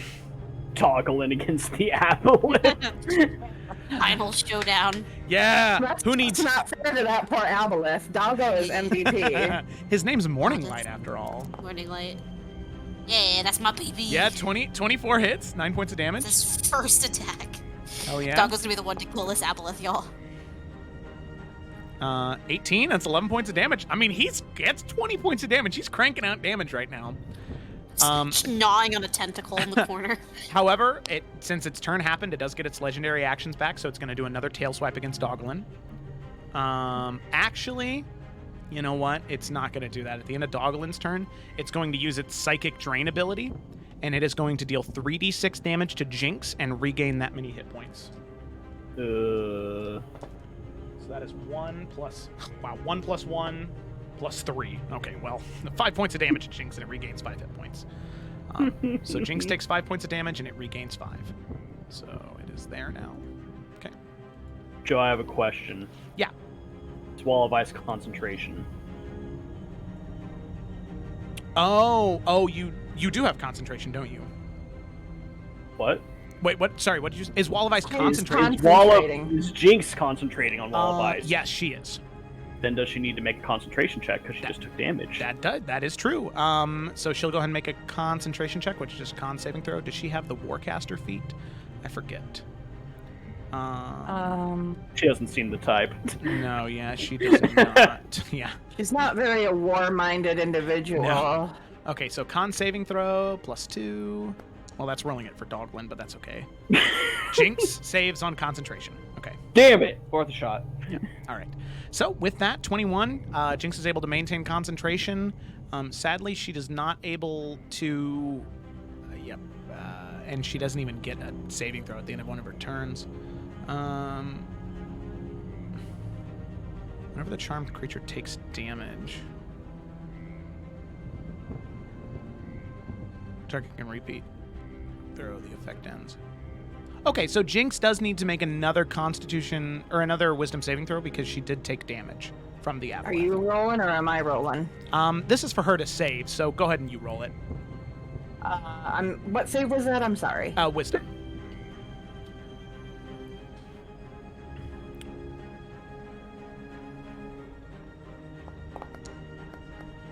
Still a 13. Still a 13. Still a failure. Okay. Still got it. All right. That, anything else for Dogglin? Or no, that was at the end of Doglin's turn. Sorry. Yeah. Okay. Varnest, it's your turn. All right. Well, this is a fine pickle we're in. He's gonna move the 30 feet to go right here. I measured it out. Yep. Can I see the Aboleth now? You can, yeah, just barely through the trees. Will it get any armor because I can barely see it, or how? No, that's just. It's not taking cover. It's just that you just have to kind of peek around the tree and peek around Jinx. However, for what it's worth, Jinx is considered an enemy right now, so any ranged attack does have disadvantage because you're within 5 feet of an enemy. Yeah. Good point. She is considered hostile. That. Yeah.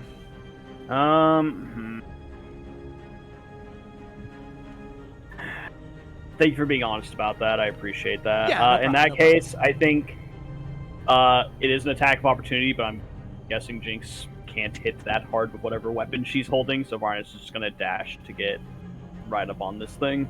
Okay, yeah. Makes sense to me. Alrighty. So with that, anything for a bonus action, or is that it? That's gonna be it, unfortunately. Okay. Alrighty. Morgonics, it's your turn. I cast Calm Emotions on Jinx. Oh. I say, Jinx, we need you, and I suppress any effect causing a target to be charmed or frightened. Okay. Alrighty. Yep. And that I have to concentrate on it, but that's what I do. Okay. Alrighty. And then is that another saving throw, or does that just happen with Calm Emotions? I believe. Let me. I just had it up. Shit. I'm sorry for asking a question. No. But yeah, charisma save. Okay, so it may choose to fail the saving throw if it wishes. But sadly, it is controlled by the Aboleth right now. So it's going to try. The Aboleth is going to try to resist the effect, but Jinx only has a +1 to charisma saving throws. Your DC is what? 17 now. Okay, so it fails. And with that, Jinx just sort of, Alec, you can see the mist vaporize from Jinx's eyes, and she goes, what? Oh no, Alec! Morgonics! And she sees like the ice crystals hanging off of you, Varnest. Oh no! What did I do? Why did I do that? Why did I do that? As you can tell, she's genuinely upset right now. Aww. Yeah. She feels bad. As a bonus action, instinctively, I know that I have this new power, and I'm going to just sort of reach out a hand as if I'm reaching to Alec, and this warm, pale light is going to reach out, and I am going to heal her with healing light. Ooh. For how many can I use at once? Charisma. Okay, I'm going to roll 5d6 to heal Alec. Oh, god damn. TY. I appreciate you. Spicy. Ooh, those are some good die, too. 20. You are the best. Okay. So she heals for 20, and that's it. That's my bonus action. Because that's how we treat family around these parts. Thank you. It's not much, but it's something. Hey, it makes me Because feel Alec's about to better. climb over this wall and beat the shit out of this Aboleth, so. At the end of Morgonics' turn, the Aboleth is going to use its last legendary action to tail swipe Varnest. Bring it. Tail? Bitch. Tail? Well, since you said that, it's going to be a 24 to hit. Classic. 15 plus 9. Like it's an everyday occurrence. No, I think Ryan does.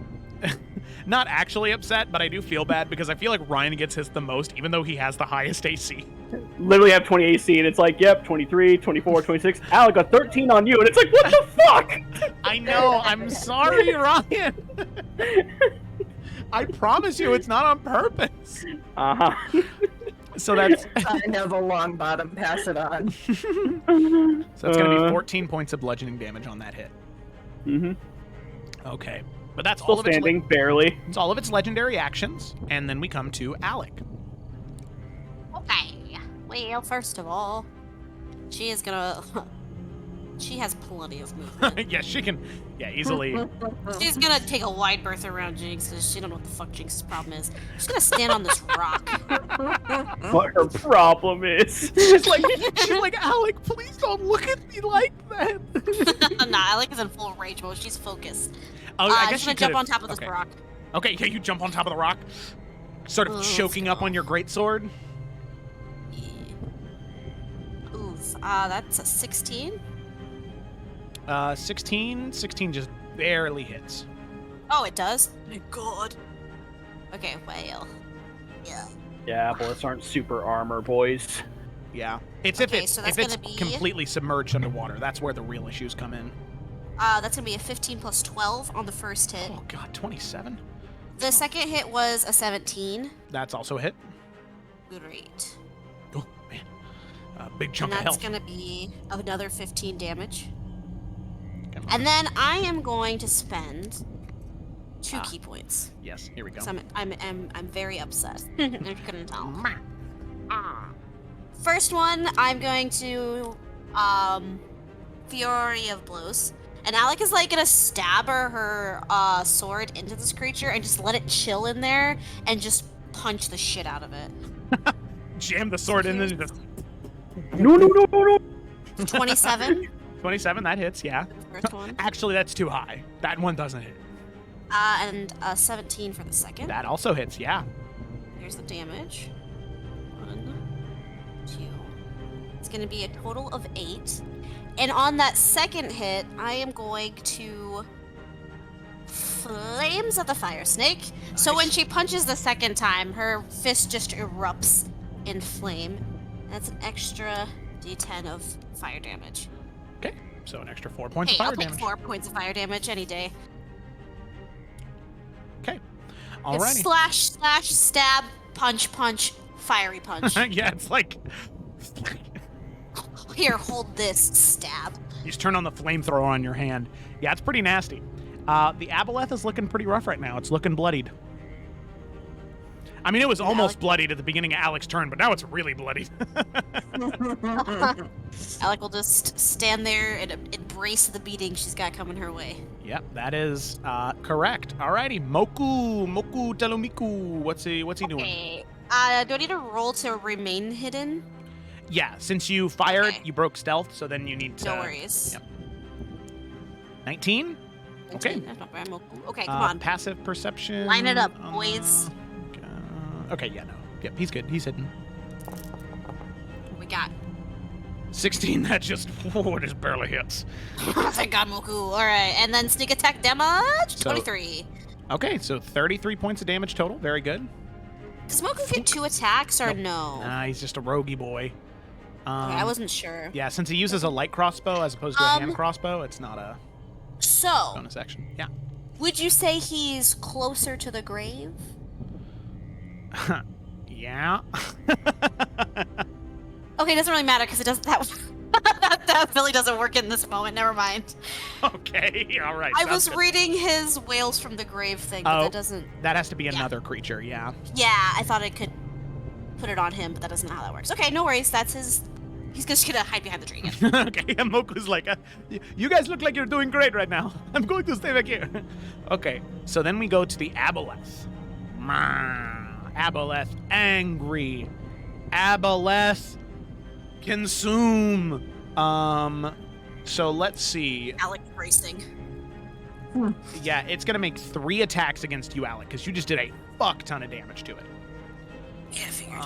Okay, so that is an 18 plus 9. That's a 27. And then I'll give you the damage here in a second. I just want to see what all hits. Then that is a 21 to hit. And then the third and final tentacle attack is a... that one's an 11 to hit.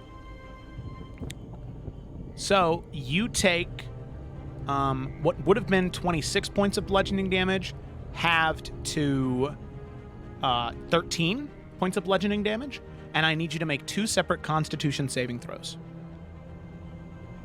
Sorry, let me do my Oh, you're good. You're good. Get to it when you can. 76. Constitution saving. Yep. Two separate ones. 10 and a 19. Okay, so the 10 is a failure, the 19 is a save. So Alec, I'm also diseased, huh? you are also diseased, but it has no effect Alright. in this current moment. Can Alec be diseased? I'll get back to you on that.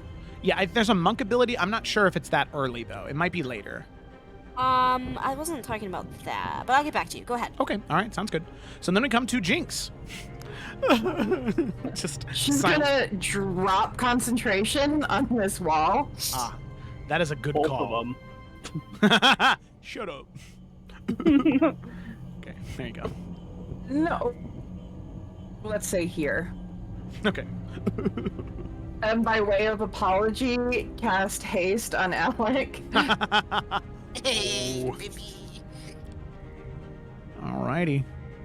So with that, Alec rolling around at the speed of sound now. Does that mean I get to go again right now, huh? No. Oh. Okay, No. you said Alec. I was like, okay, if you say so. I'll be Sonic. Wouldn't that be cool? We're just gonna. Oh use no, this he's gonna attack me again, is what you're saying. No. Jinx is casting haste on you, so you just get an extra attack on your next turn. Thank And you. a +2 bonus to your AC. Thank you. And advantage on dexterity saving throws. Mwah, mwah. Even better. Okay. That's Alrighty. Jinx. That's Jinx. At the end of Jinx's turn, there's going to be a tail attack that's coming at Alec. Bop. Bop. Alec, that is a 25 to hit for what would have been 15 points of bludgeoning damage that is reduced to 7. Oh, 69 again. Nice. Nice. Good time tonight. Okay. Alrighty. Doglin. Alright. Seeing how well his mama went up there and just destroyed, he's gonna get in on that action. He's got that one tentacle he's been working on. He's getting ready to try to bite it off. I'm excited for the day. Oh my goodness gracious, Maybe today golly is the day jeepers. that tentacle's coming home to mama. 16 points of piercing damage. All right. Use crit, That's yes. the first one. Jesus Nice. Christ, Doglin. 7 points of damage on the second one. That's all he gets. I mean, I don't know if it does any Yes. weakness to him, but can he rip off just a little bit of the tentacle? Yeah, he can rip off some Okay. tentacle flesh. Yeah. But as soon as he does, at the end He's of probably Doglin's diseased. turn, Oh, okay. well, Smacked. it's actually a great question. In the attack, 4 hours. This creature can only breathe underwater. While underwater, okay. The Aboleth isn't underwater, so that's not going to happen. But good to know. Okay, so Doglin is gonna get tail attacked, so that's gonna be one whip. Wanna see me whip it, choke and treat you right. That's 19 to hit. Yes. That'll be 15 points of bludgeoning damage to your boy. How much? 15 points. Doglin's not looking too good. Same. All right, Varnast, it's your turn. You got this. All right. Yeah, he's gonna move right over. Sure, close. Yeah, cool. Sure, right there. Okay. And again, he's gonna launch his booming blade out. Okay, that's a 23. That hits.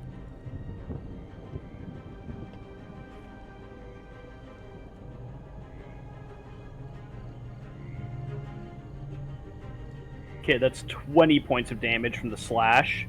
Nice. And then nice. I'm pushing it 10 feet onto the land into that tree if I can. Woo, okay. 10, so it's 10. Slams into the back of the tree. You can see it just begin to like wriggle and writhe as it's moving around. You can tell that Earth is not its natural habitat. Yeah. Then actually move right there and call it. Okay. Yeah. Can't attack anybody at the end of your turn, so then we move on to Morgonics. Now, as soon as the wall of ice comes down and I see how bad Varnast is, I'm just gonna gasp and instinctively dart some healing light over there, another 5d6. Nice. Jesus, how many times can you do that? I have a pool of d6s equal to my level plus 1. Oh, Cool. that was very cool. All right. 18 points for Varnast. I'll take it. And then I am Eldritch blasting the bejesus out of this thing. All right. Fire away. Fire away. Oh, I love that. First That's a good one. is first one is a 26. 26. That hits. Second one is 2. Oh, okay. I don't know why it's saying that I rolled all of these already. But so there, I have an 18, a 26, and a 25. Okay, all 3 of those hit. Okay. 3d10 plus 30? That can't be right. 3d10 plus 15, because it's Plus 5 for 15. each one. Yeah. Okay, that makes way more Yeah. sense. Oh God, could you imagine a plus 10 charisma modifier? Ugh. Blah. Oh wow. Okay. Why is everything rolling twice for me? Oh, no, never mind. Oh, it's something else. Okay, that's 26 points of damage. 26 points of damage. With that, Morgonics, 26 points of force damage. How do you want to do this? How do you want to kill the Aboleth? As it's on land, pinned up against the tree, you fire the 3 Eldritch Blasts. What does it look like? Paint me a word picture. Shooting stars are going to descend upon it, and then the second they touch its skin out of the water, it's almost like they begin to smolder and Yeah. sink into it, and you can see them sort of explode with this radiant light all around from the inside. Oh, hell yeah. So with that, that is exactly what you see happen. The beam shooting in, disintegrating the skin. You can see the Aboleth just wail and yell and scream as it's on the land, pinned up against this tree, but eventually it just begins to disintegrate too much, and the squirming stops as eventually the body just falls over limp and rolls down the small slope and sinks down into the bottom of the water. I also had just small realization right now. Is water walk concentration? It is not. Okay, all right, that's Thank good. God. That's good, because that would have changed a lot of things. Nope, it's not. Okay, so with that, all of you begin to make your way. You can see that the Aboleth is dead, slinking back into the water, form unmoving. So all of you look around, you're able to make your way across the water, seemingly undisturbed, as you're ready to continue further onto your journey and to hopefully soon escape the Cove of 10,000 Lost Souls. But on that note, that's where we're going to go ahead and take a break real quick, because we just hit our 2 hour mark. Yay! Look at that. We're good. We adventurers, yo. Yeah, you are. Till now. Whew, yeah. I was a little grumpy, Joe. I won't lie. I was like, we're gonna fucking die, and I was gonna cry because it's all my fault because I can't roll. But I feel better now. Yay! Yes, you killed it, and the only reason that you almost died is because Jinx cast Wall of Ice. However, that does mean that Jinx did use one of her 6th level spell Yeah. slots. So, Yeah. 6th level spell slot, you mean? yeah. Yeah. Yeah, Womp, I'm womp. keeping track of the suck. Alec can be diseased, by the way. I was gonna get confused with something else. Like, I will say if for some reason Alec goes down, I have a question about one of her feats, Joe. Okay. We can yeah. ask that on break. Yes. Be back soon. Yes, we will be back soon. I deafen myself, and then I'll move to the break, and then we'll go. See you later in about 5 minutes. If you see any yellow flowers or firewood, grab that on the way. No red flowers. Okay. Sure. Who's gonna be quiet as we're traveling? But he's gonna be some of the metal that he took when he left Waterswick. He's gonna be crafting something. And he's gonna clap his hands and start picking up all the fragments of his gift. Right. Yep. Mm-hmm. Okay. Save me some. He's gonna kind of do like the gun finger. Save me some food. Before, well, never mind. He's gonna keep picking up his. Yep. And Cecily's just gonna. She'll go ahead and walk back to the cabin, but she'll What the fuck? Oh my god. What? Oh my god. The fuck is happening? Yeah, that's bullshit, Joe. How the fuck That's does that bullshit. happen? That's bullshit. Do you still have inspiration? You do! Yeah, You do! use your You Christmas do! inspiration. Use your Christmas Use your inspiration! Christmas You need to inspiration. use that inspiration. Oh my god. I want to use the inspiration. That's bullshit.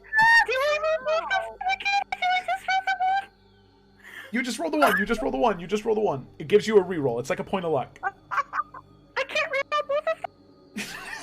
No, you can't reroll both of them! Just a normal roll. Are you fucking kidding me? Joe, no. Throw it out. Throw it out. I call a fucking foul. A fucking call a foul. So, Because we're gonna attack Alas? the burning cove. And I'm gonna look to everyone else. Okay. Alrighty. So, all of you begin to ride that way, and as soon as you get within range, after moving your way through the fairgrounds, which as of right now are a little dull, it's about noon, so there are some small games happening, and you can see there are a few sparring matches going on. These people anywhere between plate and chain and... Oh, my name. You can just call me Myrrh. Chint. Myrrh. Wow. Merchant. That's my name. Don't wear it out. Seems a very appropriate name indeed. Well, I'm Quilp, and these are friends of mine, and I'm sure I'll be calling on you again, but I'm afraid I won't. Beetle armor it is. I'd say maybe that's on the bottom end of the priorities, if excuse the pun. I hear Joe dying in the next room. Oh, yes. Bottom end. Very well. I'll keep an eye out. Anything else?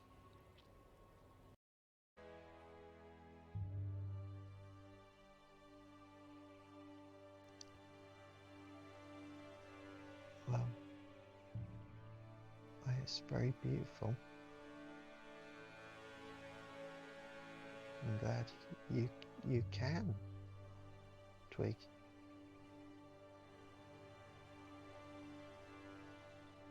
Feels good, doesn't it?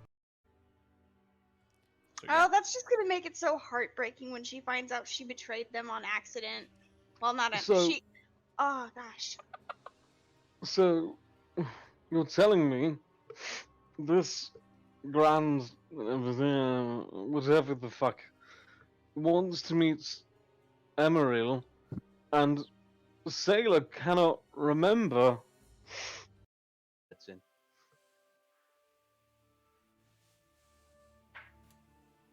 Okay, so we just pretend to offer them help. Well, we'll say, do you want passage? They don't realise we know who they are. They're like friendly. Should we follow the sounds, or should we figure out who the fuck's on the other end of the island first? I would prefer not to be discussions that don't come up as often. Have you noticed that Cecily carries around stale pieces of bread? She what? Yeah, she snacks on them. Like, she waits for them to be stale. I don't think she waits for them to be stale. I think that she takes them when they're... 0 deaths! It really is a fine mess for Mimir if you die in Helheim. 0 deaths! You hear that? 0 deaths. Really? Yeah. I'm just reloading a save. Forgot I needed something I needed to do. Right, yeah.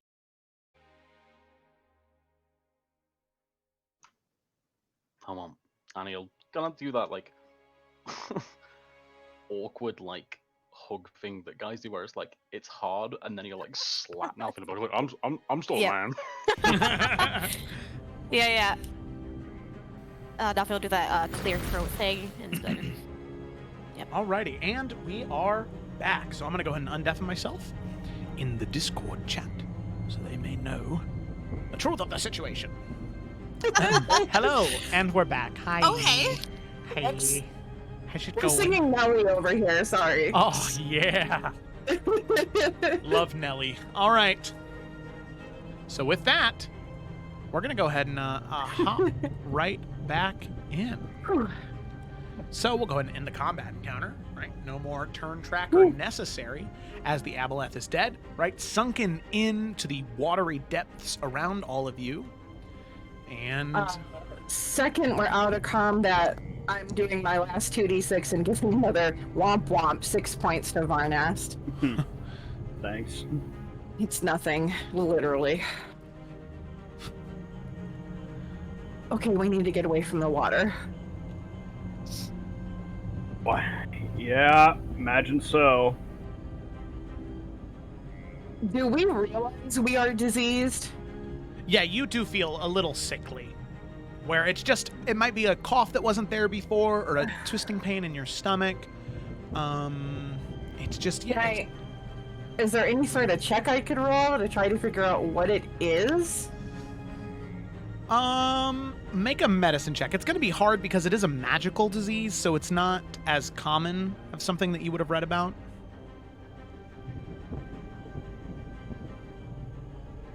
Yeah, it's a 9. Okay. No, you're just not sure. Okay, well... Is it lesser or greater restoration for diseased? It's one of those two, isn't it? Let me look up. I have both prepared because I didn't know what the fuck we were going to run into in the abyss, but... That was good call, good call. Lesser restoration can end either one disease or condition. The condition... Oh, one disease, though, so it says cool. disease. Yeah, I can just drop 2 lesser restoration so we don't find out. Well, it's But Morgonics, there's 3 Alec, of us. Yeah. Oh, Alec is... Okay, 3. Yeah. It's still 3 level 2s. I mean, it sucks, but we don't know what it's going to do otherwise. Do you get your spells back on a short rest or no? No. Oh, that was a no. Oh. So, No. Varnast, go ahead and mark off 1 spell slot as you go to cast it on, whether it be Morgonics yourself or Alec, but it has no effect on ending the disease, as this is a magical disease caused by a magical creature. Lesser restoration has no effect. All right, well... I guess we're all waking up I'll with, like, say, rashes in the Varnast, morning. You realize as soon as you cast it that it's going to require very powerful magic, probably that of 6th level or higher, to cure this disease. I can do that once. Cool, we'll figure out what it does later. Let's get away from the water. Okay. Yeah. So, we'll just go ahead and, as all of you begin to traverse the area, it does begin to grow thicker and rockier as trees and plant life begins to fade away. You end up needing to either scale down small cliffs, whether they be 3 or 4 feet tall, as trees and plants just begin to fade away. After about a minute or 2 of walking away from where you're at, you can feel the disease begin to take hold. Alec, Morgonics, and Varnast, your skin grows slimy and partially translucent. You can start to see some of the muscle and, in some bits, even the bone underneath your skin. And this is the worst part. The diseased creature's skin becomes translucent and slimy, like I said, and the creature can't regain hit points unless it's underwater. The disease can only be removed by heal or another disease-curing spell of 6th level or higher. Wow. Okay, so can we just go... Oh, that's not the end of it. Nope. Of course. When the creature is outside a body of water, it takes 1d12 acid damage every 10 minutes unless moisture is applied to the skin before 10 minutes have passed. Oh my god. Wow. Where's the nearest body of water? The one we just left. Yes. Yeah, so we're gonna turn around. One thing I will say, this acid is not going to do anything to you right now in this area because it is raining. Oh, you mean the disease? The disease. Oh, yeah. the acid damage. Got the it. acid got it, damage okay. doesn't hurt at all right now because your skin is being constantly moistened. It's So does just that mean we could regain hit points, or does that not count since we're not submerged in water? So, like, if we were to take a short rest Yeah. right now, could we regain hit points because water's touching us, or how would you rule that? I'll say because it's raining very hard, you're practically drenched. So I'd say that it's you could regain hit points. Yeah. Then I would suggest we take a short rest somewhere now. Shit. I guess we have to, yeah. Yeah. The next area, the third area, is that the Demogorgon's lair? Not the next area. The next area is the cursed chasm of the Siren's song. Oh, Yeah, good. let's take a short rest.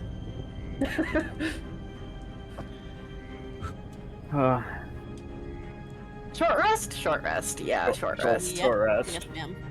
Oh my god, I'm at 19 hit points. Why was I healing everybody else? Wait, what? Because you Oh, are... because I can't use healing light on myself. Ah, okay. That checks out, yeah. Oh god, I'm sorry. This is probably a really stupid question. No, you're but good. What's up? Would I use a D8 now?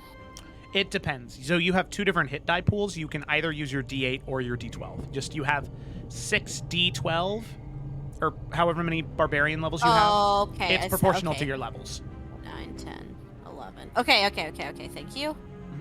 Sorry. Oh, no, you're fine. You're fine. Okay, I'll hit dice. Will we get a short rest? Yeah, you'll get a short rest. Yeah, in this area, it seems as though this was the Aboleth's terrain, and the Nightwalkers wanted nothing to do with it. So they just kind of leave this area alone.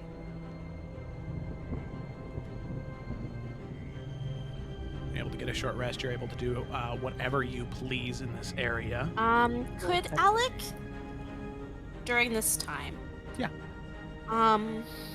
She's gonna, like, do water whip, but, like, in a way that it's controlled and kind of, like, in her hands. Can I do that? Yeah, of course. Okay, she's gonna try to find, like, a quiet spot, and she's just going to just kind of sit on the ground. It's very unlikely that she's gonna be able to make a connection down here, but she just wants to pray to Asticia. Okay. And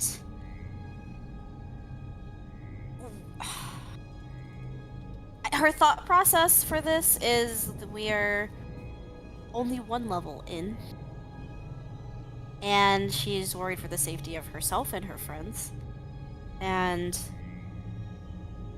so she's just praying for Asticia to watch over them. But that's her thought process. So it's just a very quick, silent prayer of just watching over us while we're here. She doesn't even know if she can be heard from where they're at, but that's why she wants to use the own water that she can manifest rather than whatever this water is down here. Yeah. Okay. But that's it. I'd like you to make a religion check for me real quick. And then I think, is Alec proficient in religion? Probably not, but let me look. I don't think she is. Nah, she's not. No, okay. So then just go ahead and I think make Alec a... paid attention.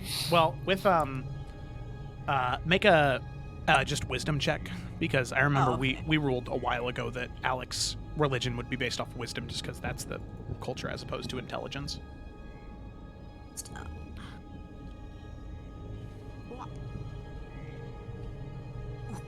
22, baby. 22? I mean, I rolled save, but like that's the save modifier. Okay, yes. yeah, that's fine. Okay. So as you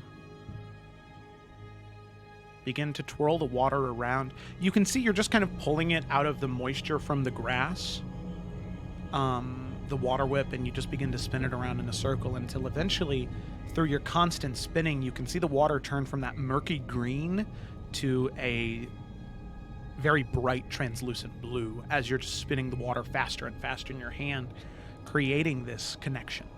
You can feel a connection made. And you can feel a woman's... You can feel her presence with you. And you can feel that water strengthen and begin to glow brighter, and you can feel a divine presence in the water.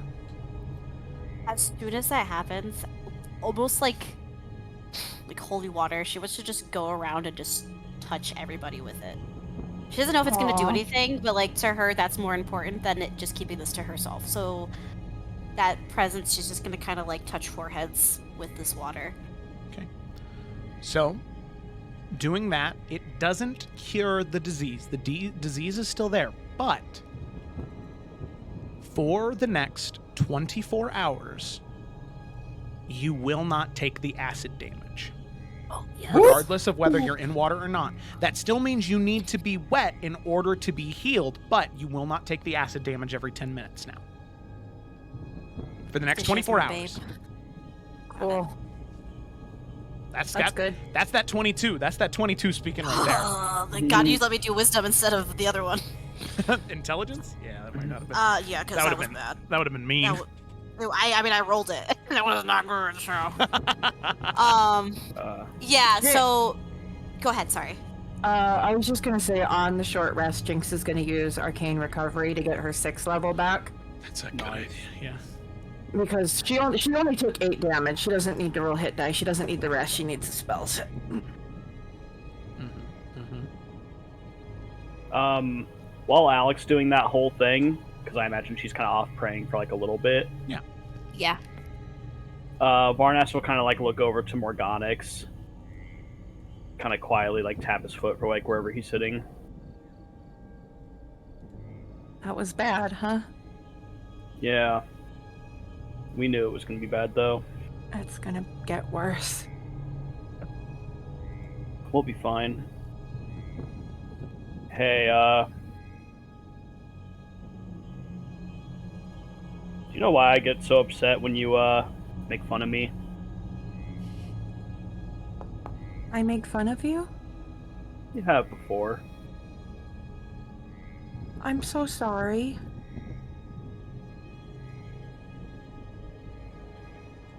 I'm so sorry.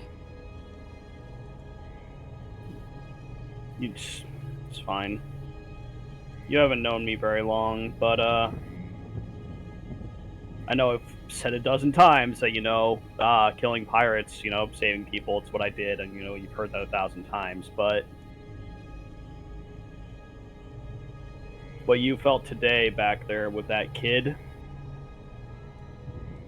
I've felt it so many times. Because no matter how much good I tried to do, there were just people that, by my best intentions and my best efforts, I wasn't able to save them. That's why I don't sleep very well sometimes. After a while, the number just kind of starts to get to you, and you start second-guessing yourself, wondering if there was more you could have done. We didn't even try with her. We didn't even try. And we're gonna have to live with that. We don't know what would have come. Like I said, if you brought that girl over to that Aboleth, probably would have been the same thing. The point is, we don't know. But that feeling that you're feeling right now, the guilt, as fucked up as it is to say, it's a good thing you're feeling it. It means you give a damn. It's a lot more than most people feel. So, no, that's probably not the pep talk you were looking for, but I don't expect a pep talk here. I have a lot of guilt. Not just for her, but for all of you coming here with me.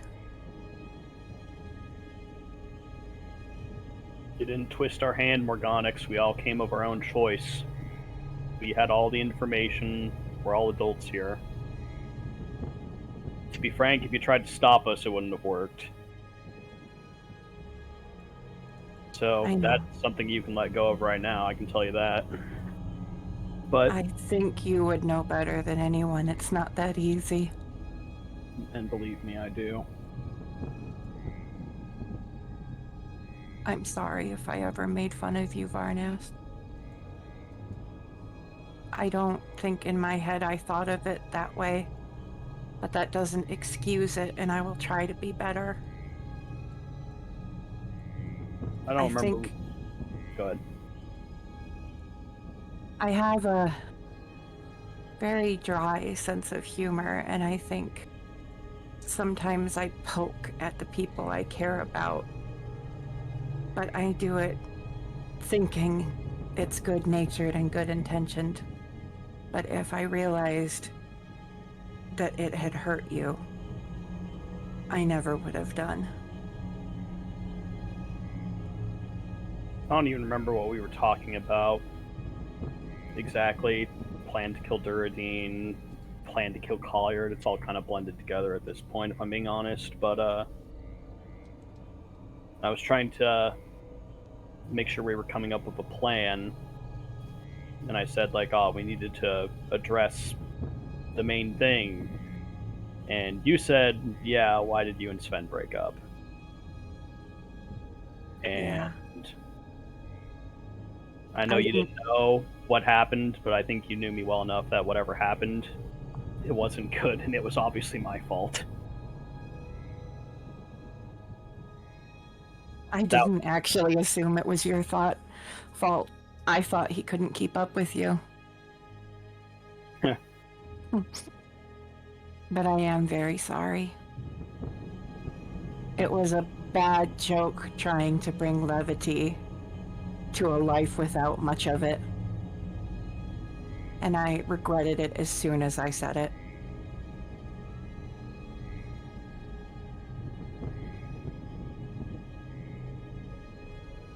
I believe you.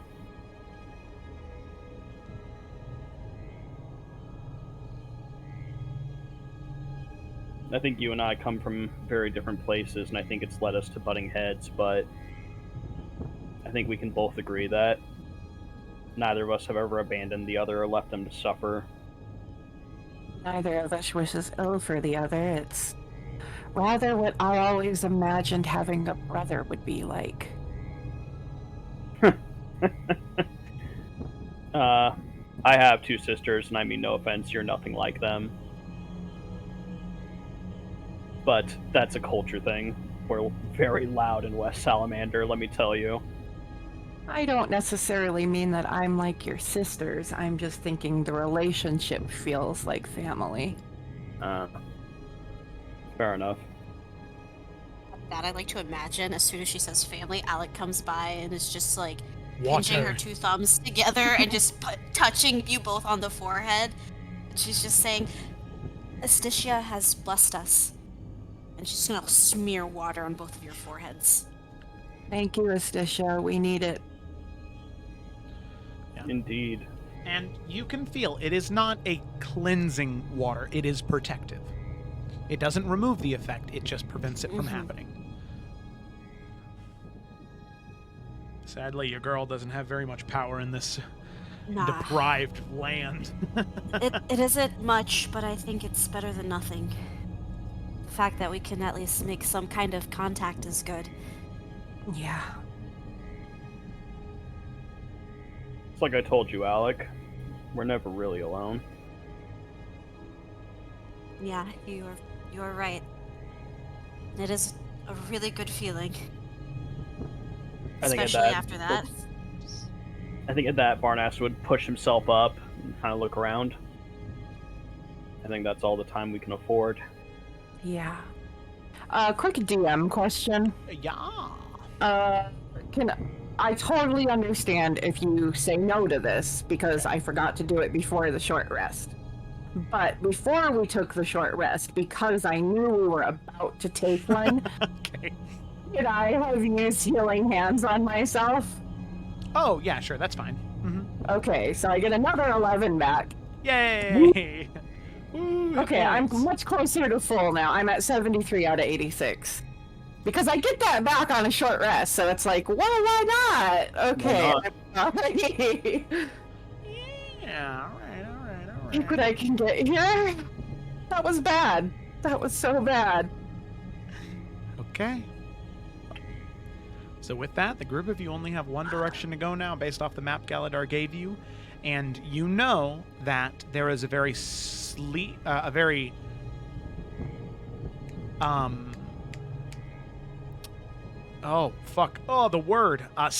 go. Oh, man. There's a very steep descent coming in this high elevated terrain that you're currently in. That steep descent will lead to a small cave, and you will follow that cave into the next area. But if you keep following along the path, about a half an hour walk from now, you'll be reaching that steep descent. Now, there is a note written on this map. Oh, good. There are fungi. There's fungus that grows in this rocky area, the transition between the Great Chasm and the Cove of 10,000 Lost Souls. In this area, in particular, these fungus emit poisonous fumes. It's very clear to see where the fumes begin and end, but traversing through them can cause paralysis. Oh boy. Could we, just some spare cloth, tie like little face masks to help a little bit, maybe? Yeah, can we? Yeah, I'd Face give it masks don't stop the spread of disease. What are you talking about? For anyone who does not know Ryan, who just tuned in, that was 100% a joke. Please mask up. Nobody cancel Ryan, please. Nobody cancel Ryan. I blow up on Twitter, and I'm like, how many of you watch the show? You see, all we need to do to get popular is we just need to get people to hate us. That's all we need There to we do. go. Quick, Please somebody wear a claim mask. that Critical Please Role get stole something vaccinated. from us. Yeah, Come on. please. Okay. Anyways. Okay. Sorry, I couldn't resist. That's No, okay. That's all good. All right. Culturally relevant, that's the sad part. But yes, could we actually do that? Yeah, I would give it advantage on any of the saves if you were to walk into the mist. Since I already have my belt, would the mask do anything for me, or should I just not bother? No, we'll do double advantage. Yeah. Woohoo! Mask! Yeah, double advantage. Y'all guilty by association. Gemma, no! No! Fuck. Okay. So with that, you three, Jinx and Moku, begin your descent towards this steep slope. You mean ascent? Ascent is up, descent is down. Well, right now you're traveling at a level plane to descend. Okay. Yeah. Because right now you're just going in a straight line of altitude, and then you're going to have to climb down. All right. So, thank you. So, you begin your travel, and maybe about a half an hour to 45 minutes, you do begin to hear some very familiar noises along with some new ones. What sounds like fissures, mist spraying. You can assume that when you see it, you'll be able to see the fungi as soon as it approaches, or as soon as you approach it. But then you can also hear brief moaning from seemingly undead creatures, and then you can hear the vicious stomps of Nightwalker. A Nightwalker, just two.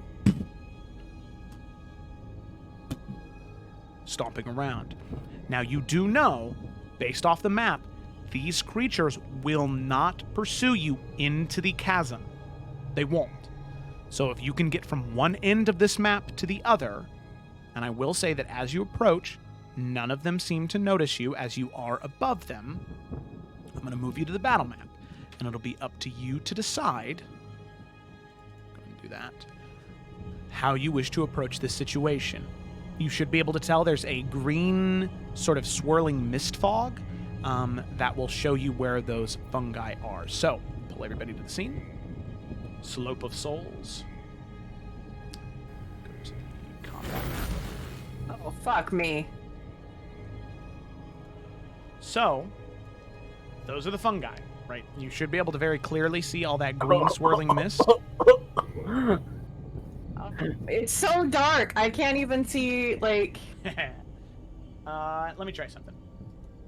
Like the background map, like I can't see all right. pathways or... Oh, right. okay, I'm sorry. I'm right. sorry. I love you. I'm sorry. Let's see here. Foreground images. Configure.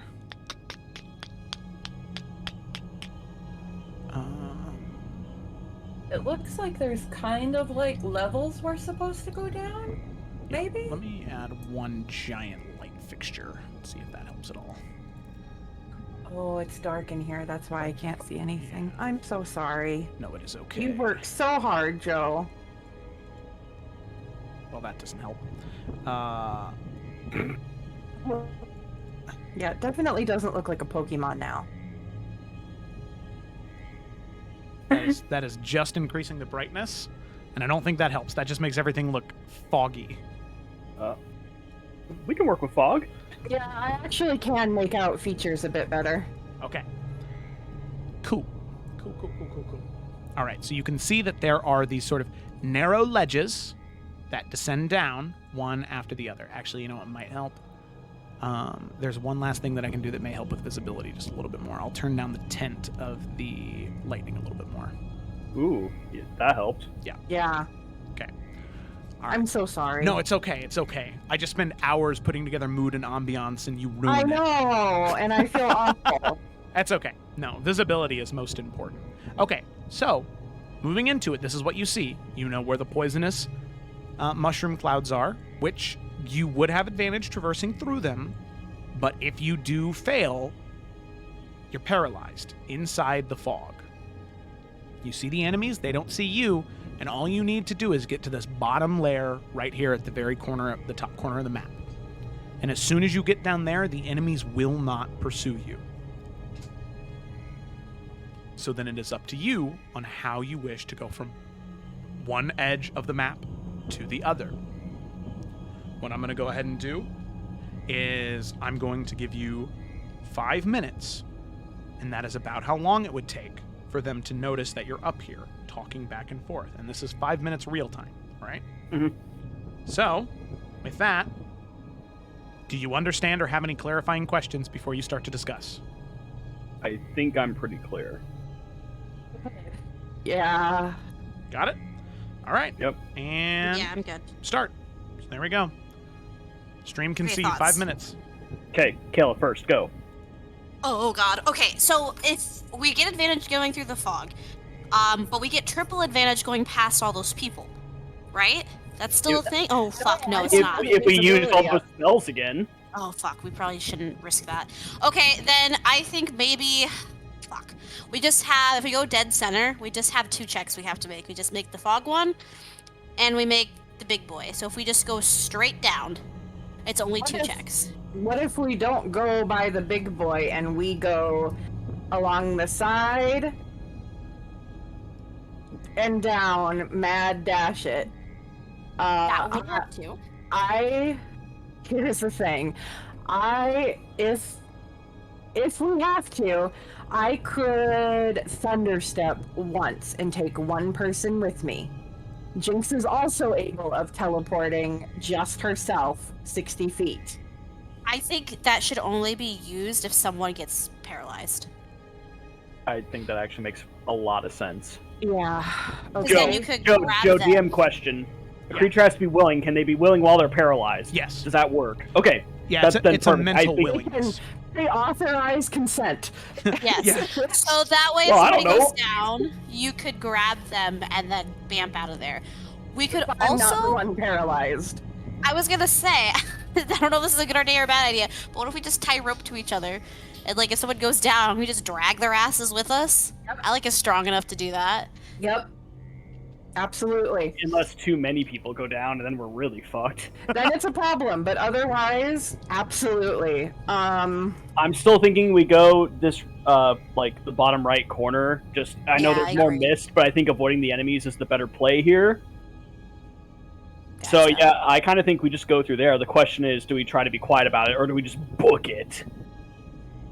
We could try to be quiet about it. There is one more option that we should discuss really fast. Go. The daylight spell, I have a spell called Wall of Light. I could block the enemies off from us, and all we would have to do is deal with the poison. But it is concentration. If I drop it, they can come through. If someone gets paralyzed, I assume that would drop concentration, Joe? Yes. Okay. Is that another last resort? I mean, you did.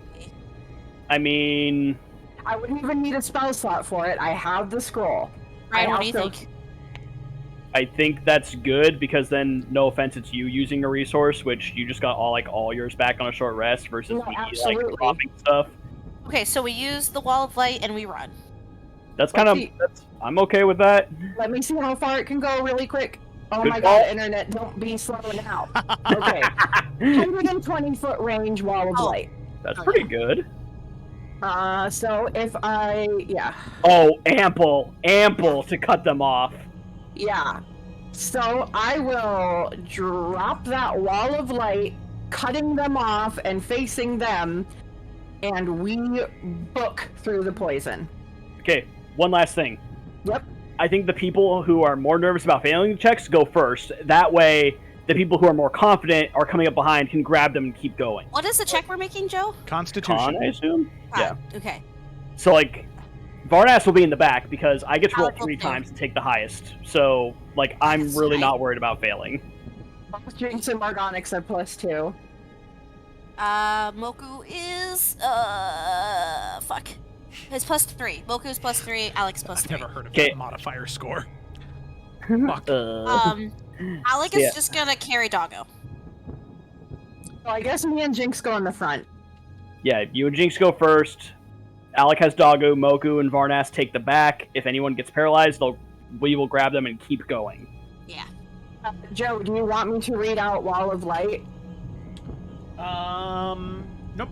I'm fine. Because, it's just like radiant damage and then... A shimmering wall of bright light appears at a point you choose within range. The wall appears in any orientation you choose, blah, blah, blah, blah, blah, blah. The wall can be up to 60 feet long, 10 feet high, 5 feet thick. Oh, 120 feet is my range of casting it. Okay, 60 feet long. That changes things. We will still go... It's just perfect. Still there. Okay. When the wall appears, each 10 creature in its seconds. area must make a con saving throw, and if it fails, okay. It's going to take radiant damage if it fails, but it's just going to be there glaring their direction. Let's go. I dropped the spell. Let's go. Done. You dropped the spell. Got it. I cast the spell. Okay, so with that, whoo, that was close. All right, Razor's Edge. So you cast the spell, you cast the shimmering wall of bright light as it is this beautiful white and golden yellow wall. Bop. Bop. Bop. And it starts here and goes here. It again. Oh shit, why is it that color? No! Jinx, no! It's gonna be gold, radiant, glaring. Doesn't matter, run! Run. Dash! We run. Okay. No, that looks terrible. Wow. Wow. Look at that. We're running. There we go. Okay, so you run. So you are traversing through 2 different fits of mist there as the wall goes up. So you just begin to sprint. So I need everybody to make their first con saving throw in the first patch of fungi mist. With advantage, right? Yeah, because of your face masks. Yes. Varnas got an 18. Nice, 18. Alec got a 20. Unnatural. Morgonics got a 17. Okay, these aren't bad. Does that roll? Oh, there it goes. That's not me, what? Ooh, Jinx. Don't worry, we had plans for this. She's good. She got an 18. Jinx got an 18. Yay! Yay! I forgot you got to roll twice too. And then, what is this? For Dogglin. Oh, I'm carrying him. Does he need to make a roll anyway? He still does. I guess he does. Yeah. Yeah, So, you're right. Because he still might get paralyzed. His isn't with advantage because I don't think you would have made him a face mask that he would have worn. No, He would have that's tried fine. to bite on it. He's a +1. Okay. Oh, my little baby passes out in my hands. Moku and Doggo both fail Oh! and become paralyzed. God, annoying. Moku, Okay. why? I will grab Moku. You're I carrying just throw him over my shoulder. Goblin. I can carry both. You think I can't? Can I She carry both? could. Joe? Yeah, she's strong enough. She's strong enough to carry both. I thought so. Like I would have him over one shoulder and Doggo in like under my arm on the other shoulder. I love how confident you sounded, followed by, Joe, can I do that? To make sure. Okay, so then you traverse through the second fog. I need everybody to make their con saving throws again, but this time it's just Alec, Varnast, Morgonics, and Jinx. As at this point they're all attracted to the wall of light, as it is something new. What's up? Ooh. Morgonics. It's gets a 16. Okay, 21. 21. Alec is 22. Did you say Moku as well? Oh no, I have him on my shoulders. Moku. That's right. Jinx has a 17. Jinx has a 17. Okay. Oh. Good. All right. So as all of you are just getting near the edge of this one, Jinx has already exited. Varnast, Alec, you're beginning to exit. Morgonics, as you are traversing through the third, you can feel yourself almost breathing in. You continue to hold your breath as you're just about to. You exit out of the fog, and then you make your way into the third and final. Almost, Morgonics. DC is 16, all right? You make your way into the third and final bout of fog. I need you to make, all of you, to make one more Constitution saving throw. As, actually, this guy right here, how tall is the wall of light? Wow. 10 feet high.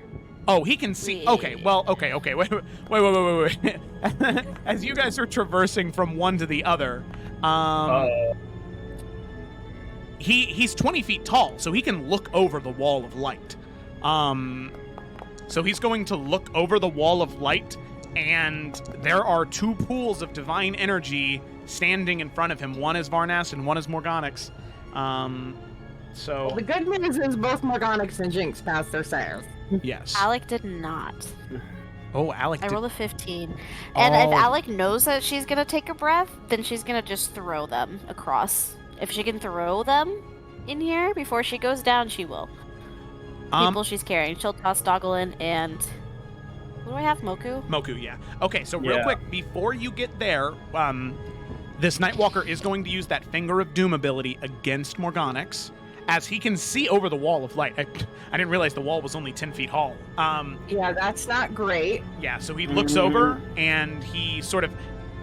There's a brief moment where he makes a connection where that divine energy is coming from. You can see him raise his finger, and thick black bile shoots out of his finger and coats you, Morgonics, as I need you to make a wisdom saving throw. Come on. I'm proficient in these, which means I'm going to roll horse shit. Shush.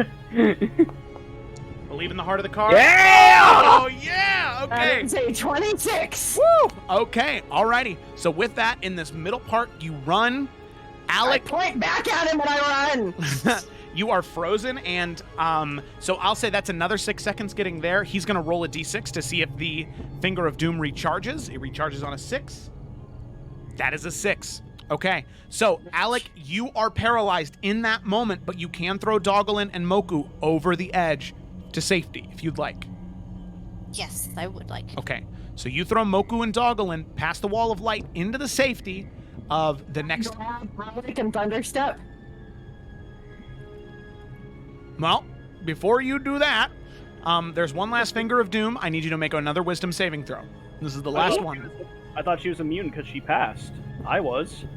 Are you talking about me, though? Oh, As that's in right. That's Alec? right. That's right. So then I guess, well, if Alec is already looking to be paralyzed, then I guess it will be aimed at I'm the other Jinx. divine guy. Ah, damn it. Well, you're already immune. But does he know that? He doesn't know that. Well, he can sense it. All the Nightwalkers are connected. Yeah. Oh, all the Nightwalkers hang out with each other? Damn it. Doesn't matter. Okay, and Jinx. Jinx. The Jinx barely succeeds with a 22. The DC was 21. Jesus. Yeah. My God. So yeah, I mean these guys are CR20. They're nothing to fuck around with. So yeah, you all then, Jinx, succeeds. Alec, however, is paralyzed. I grab her and I thunderstep. Okay. Boom. Am I gonna take damage from that? Thank you. Yeah, you will. Oh. But Why would you not let me just carry her? It's too late. It's too late. You already said it. You already said it. You already said it. Well, I guess I'm taking thunder damage. It's Roll. okay. It's okay. Well, not Alec. You're not. I am. Just Varnast. Oh. It's a con save? Make a con save. This is the one you're going to roll low on. I fucking will. 16. 16? That does not. Why would you not just let me carry her? It's too late. It's too late. Roll your damage, Morgonics. Discuss that. I'm so sorry. It's your own damn spell. Okay, so with that, Varnast, you take 12 points of thunder damage. I thought it was the people where I appeared took damage, not where I disappeared. And I was wrong. I admit that. Well, as long as you can admit your flaws, then. Sometimes. Okay. I'm very, very sorry, Varnast. We had such a lovely chat like a minute ago, and then this. Alrighty, but with that, I'm Jinx, sorry. all of you make it to the bottom lair, and you can see as all of them approach, none of them cross, and they just stare at you Oh, that's creepy. as you exit. That's very creepy. As all of them now just moving over towards the ledges, just staring down, watching you as you walk away, not even trying to attack or pursue anymore, just watching you as you walk I shake Alec a bit. further into the Am I abyss. up again? Pretty much you would just keep making con saves until you do wake up. So we'll say that after maybe, 30, 45 seconds, the math see is in her your roll. favor. Yeah.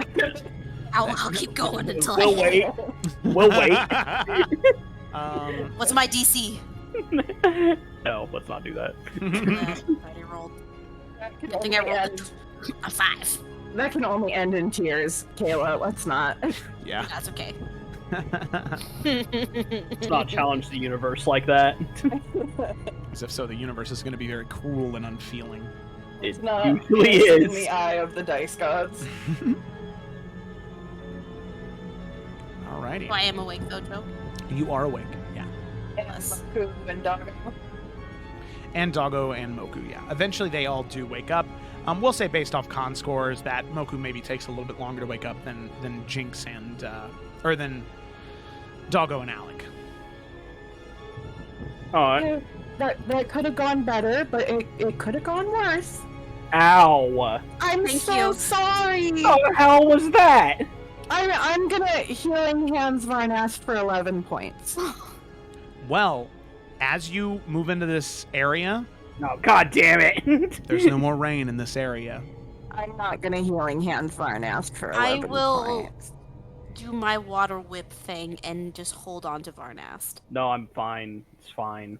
You sure? I'm so sorry. It's fine. I Say appreciate that, and I never believe you. Well, it hurt.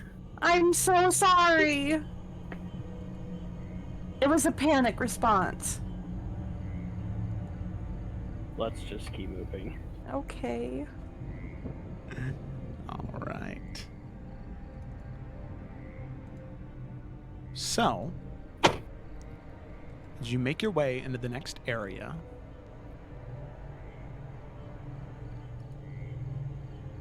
you can, for one, this bottom area of the Cove of 10,000 Lost Souls, you can begin to feel, like I said, the water stops, the rain stops pouring as you begin to dry out, as you just feel this awful air fill your lungs as you just begin to breathe in and out. It is... your breath is more labored. The air is thicker and just feels grotesque. as you now emerge onto the bridge.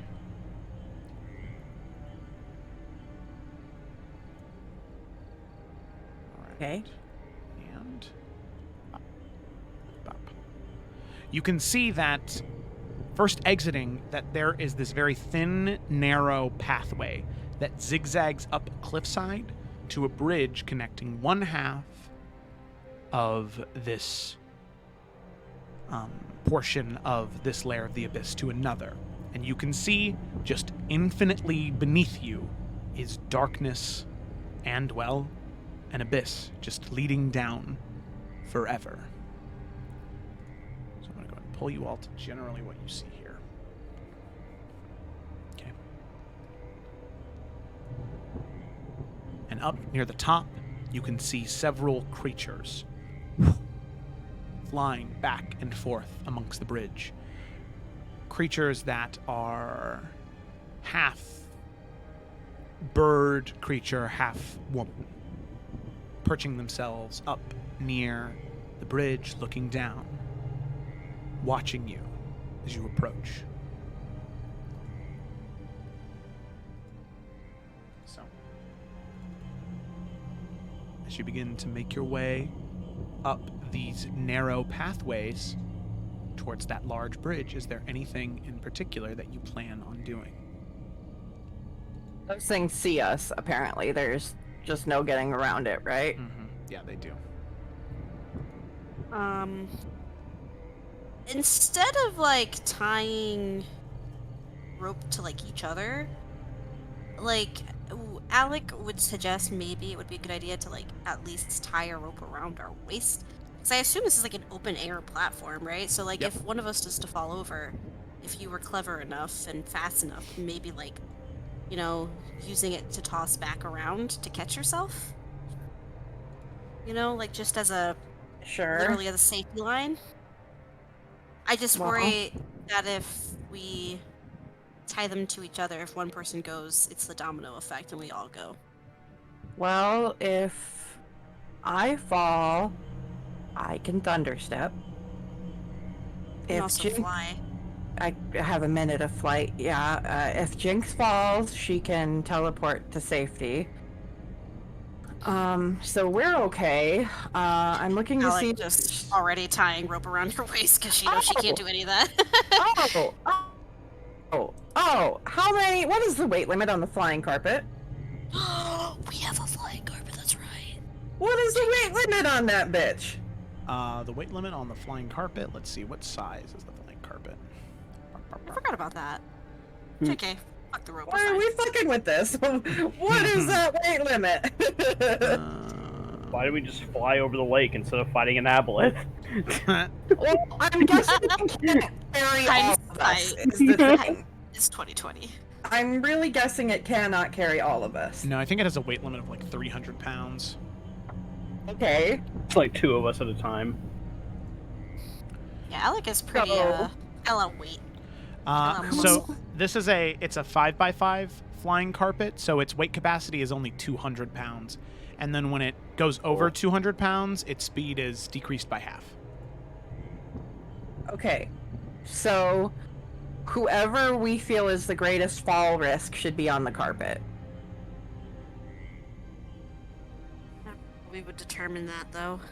I would say Moku, only because, like, if this becomes, like, a shoving match, he's not the strongest guy, whereas, like, Alec or I might be able to hold our ground. And if he falls, he has no way to save himself, so that'd be my vote. Point. Okay. And he also bought it! Yeah. It's only fair. That's my vote. Put Moku on the flying carpet. I mean, yeah, and Alec is still gonna tie a rope around her waist, just in case. Yeah, Morgonics and Jinx are good because they have emergency plans.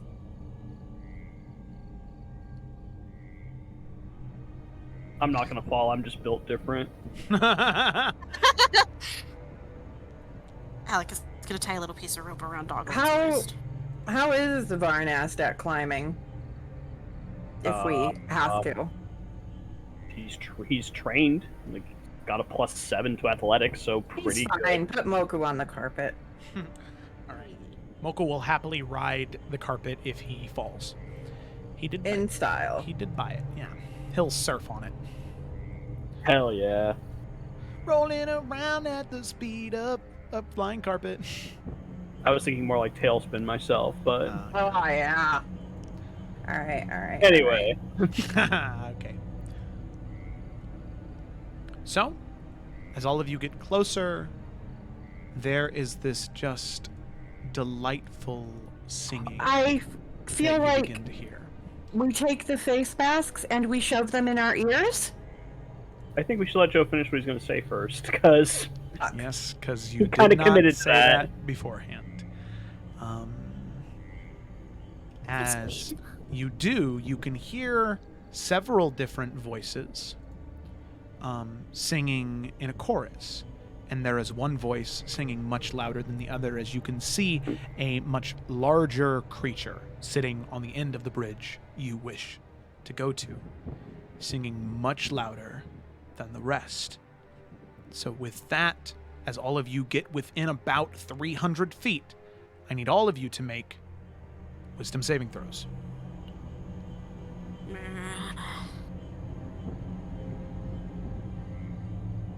This one is for Jinx. She is proficient in wisdom saves, and yet she's still only got a +3. That is some horse shit. She has, sucks, doesn't it? she has -1 to wisdom, that's why. I know. Is this a charm? Yes, it is. Well, Jinx fails. I get advantage. Nice. Fucking Jinx. Okay. Jinx got an 11. So did Alec. Oh. Jinx, so help me, if you cast Wall of Ice on me again, you're going down this hole. Morgonics got a 14. Which I'm guessing is really bad. We go and die, y'all. Okay. Moku got an 8. You might want to. Wait, Moku got a 20. Oh. Yeah, okay, you rolled. 20. You rolled twice. Yeah, he had a 20 and then an 8. Okay.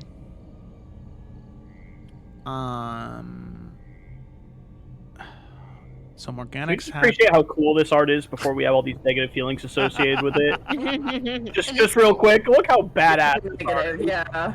God. Now, Joe, proceed to make us hate ourselves. Okay.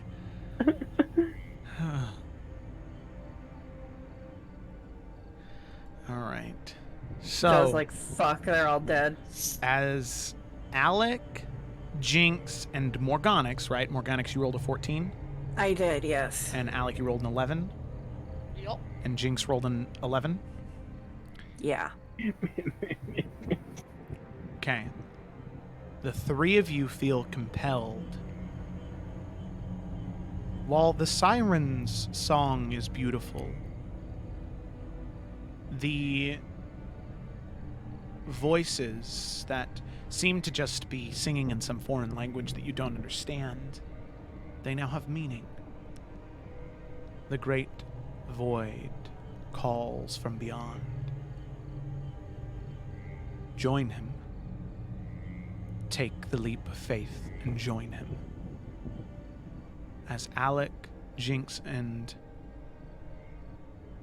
Moku, or Alex, Jinx, and Morgonics, the three of you, as you're maybe halfway up this cliffside, 300 feet away from the main bridge, you look down into the abyss. Something in the great beyond, deep beneath this abyss, you feel compelled to join. And all of you begin to take steps. Not aggressively, but you begin to turn to face the abyss. And Varnast, Moku, and Dogolin. So Varnast and Moku are the only two God damn that it. didn't fail. And you can see the three of them turn with intent to jump. And on that note, seeing them turn to face to jump, looking down, staring down, We're ready not to ending. jump into the abyss. No. What? No, we can go over. You said overtime. You said overtime. This but it is a perfect ending point, this, though. This is. I know, but listen. You said we could go over. I know I did, but if you, but oh my god, doctor. Let him finish. We played. Yeah, we got home late, Joe. Joe, go ahead. Say what you need to say. It's okay. The thing is if we don't stop now, we'll be playing for another 6.5 hours, or not 6.5 hours, another 3.5, 4 hours after this point. How do you know? Because I know what's coming It's next. not like you're the DM or anything. And I know that crossing this bridge is, I know that it sounds unlikely, but is a session's worth of stuff. Oh, well, I mean, the three of us are about to die. Well, yeah, exactly. So, ergo, why it's a perfect stopping point. I know it's a little early, but if you think about it, if we played for 3 hours, which is the same amount of time that Efera would normally get to play, I know, but if we don't stop now, then there won't really be a really good stopping point for about another hour and a half. Nah, honestly, for 3 hours, it feels like we got a ton done, so I'm okay with it. My plan was, initially going into this, is each, not lair, because the Abyss is already in lairs, but each section of this map that you were given would take about 1 to 2 sessions each to complete. And because you avoided, for one, you didn't accept the side quest from the little girl, which made me sad. Because if you would have reunited her with her dad, she would have given you just a permanent bless for the entire time that you were here. Well, it would have been difficult, but you didn't take the side quest, which is okay, you know. Because taking the side quest would have had negative implications for what's going to happen with... All right. I get it. You have a flying carpet. I get it. I'm stealing that. That's so good. That is a pretty good gift. Continue, Joe. I'm sorry. And then also, you completely circumvented the combat encounter when you guys first got there.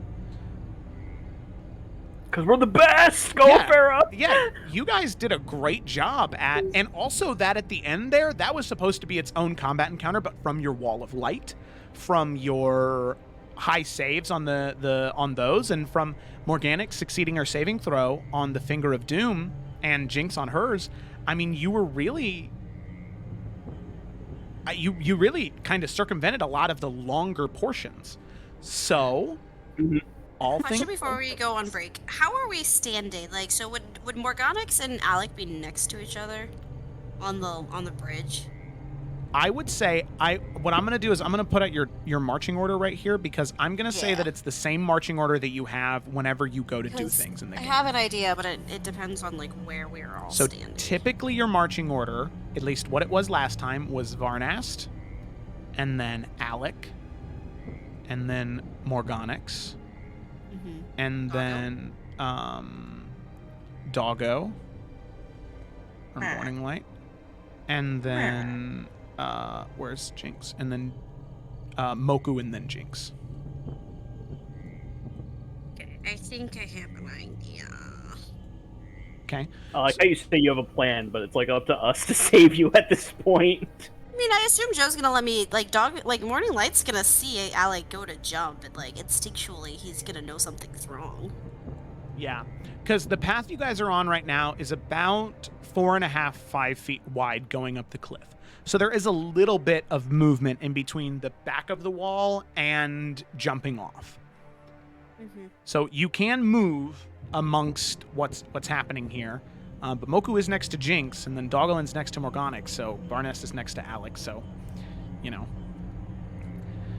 The one thing I'll say is you aren't, like, forcing yourself. Like, it's not like you want to fight somebody to get there. You just want to go there. So it's not we like... could be, like, spoken to, right? Yeah. It's just that... we can respond? Yeah, you just really want to jump down there. I'm sorry, Kayla. Varnast is absolutely punching you in the head to get you out of that. Holy shit! Oh, hell yeah. It's alright. I mean, Alec can take it, so it's fine. Okay. We got too much shit going on. The only time he will ever be able to do that. Well, Your AC's also 19, so better roll well, buddy. I better cast Afflict Wounds then. You better. I'm very sorry for ending a little bit earlier than what we originally planned. I just, like I said, I stand by that this is the best endpoint, because the everything, because believe me, I don't think any of you are going to be expecting what is in this great abyss beneath you. I'm very excited for it. The big bunny, yeah. Yeah, because this part I actually worked with Steinbeck to write. Okay. It's like my Mice and Men reference. Yeah. Oh, okay. Yeah. Believe me, these harpies are telling you about the rabbits. That's for sure. Oh God. Oh, look at how soft that bunny looks. Okay, so thank you so much for watching, everybody. Sorry for the shorter session. I hope that you can bear with me. I promise you that next week it'll be worth it to see if some of these people fucking jump. If only there was a bard with you guys. They could do. I'll step back from that ledge, my friend, and take time. Wow. Yeah, okay. All right, so thank you so much for watching, everybody. If you haven't already, go ahead and join our Discord. We got a lot of cool people there that talk about the campaigns. If you're like, what the fuck is happening right now? Because you just started watching and you're like, but that's cool. You can go to the Roll with Advantage Discord server and go to the channel marked The Story So Far, and you can read about what's happened in the Explorers of Efera campaign so far, or you can watch a summary video that are posted on the YouTube channel. So there's that. Thank you so much for watching. If you haven't followed yet, please do so. I'd like to thank +7 for the follow 2 days ago. Just saw that right now. I think that was off stream, so. Okay, I was like, we didn't stream 2 days ago. No, we didn't. Oh, but why is that right there? There we go. Hey, look at that. All right, so thank you, +7. I appreciate you if you are watching right now. And I suppose with that, we will see you all next week. Bye-bye-bye. Yeah. Bye.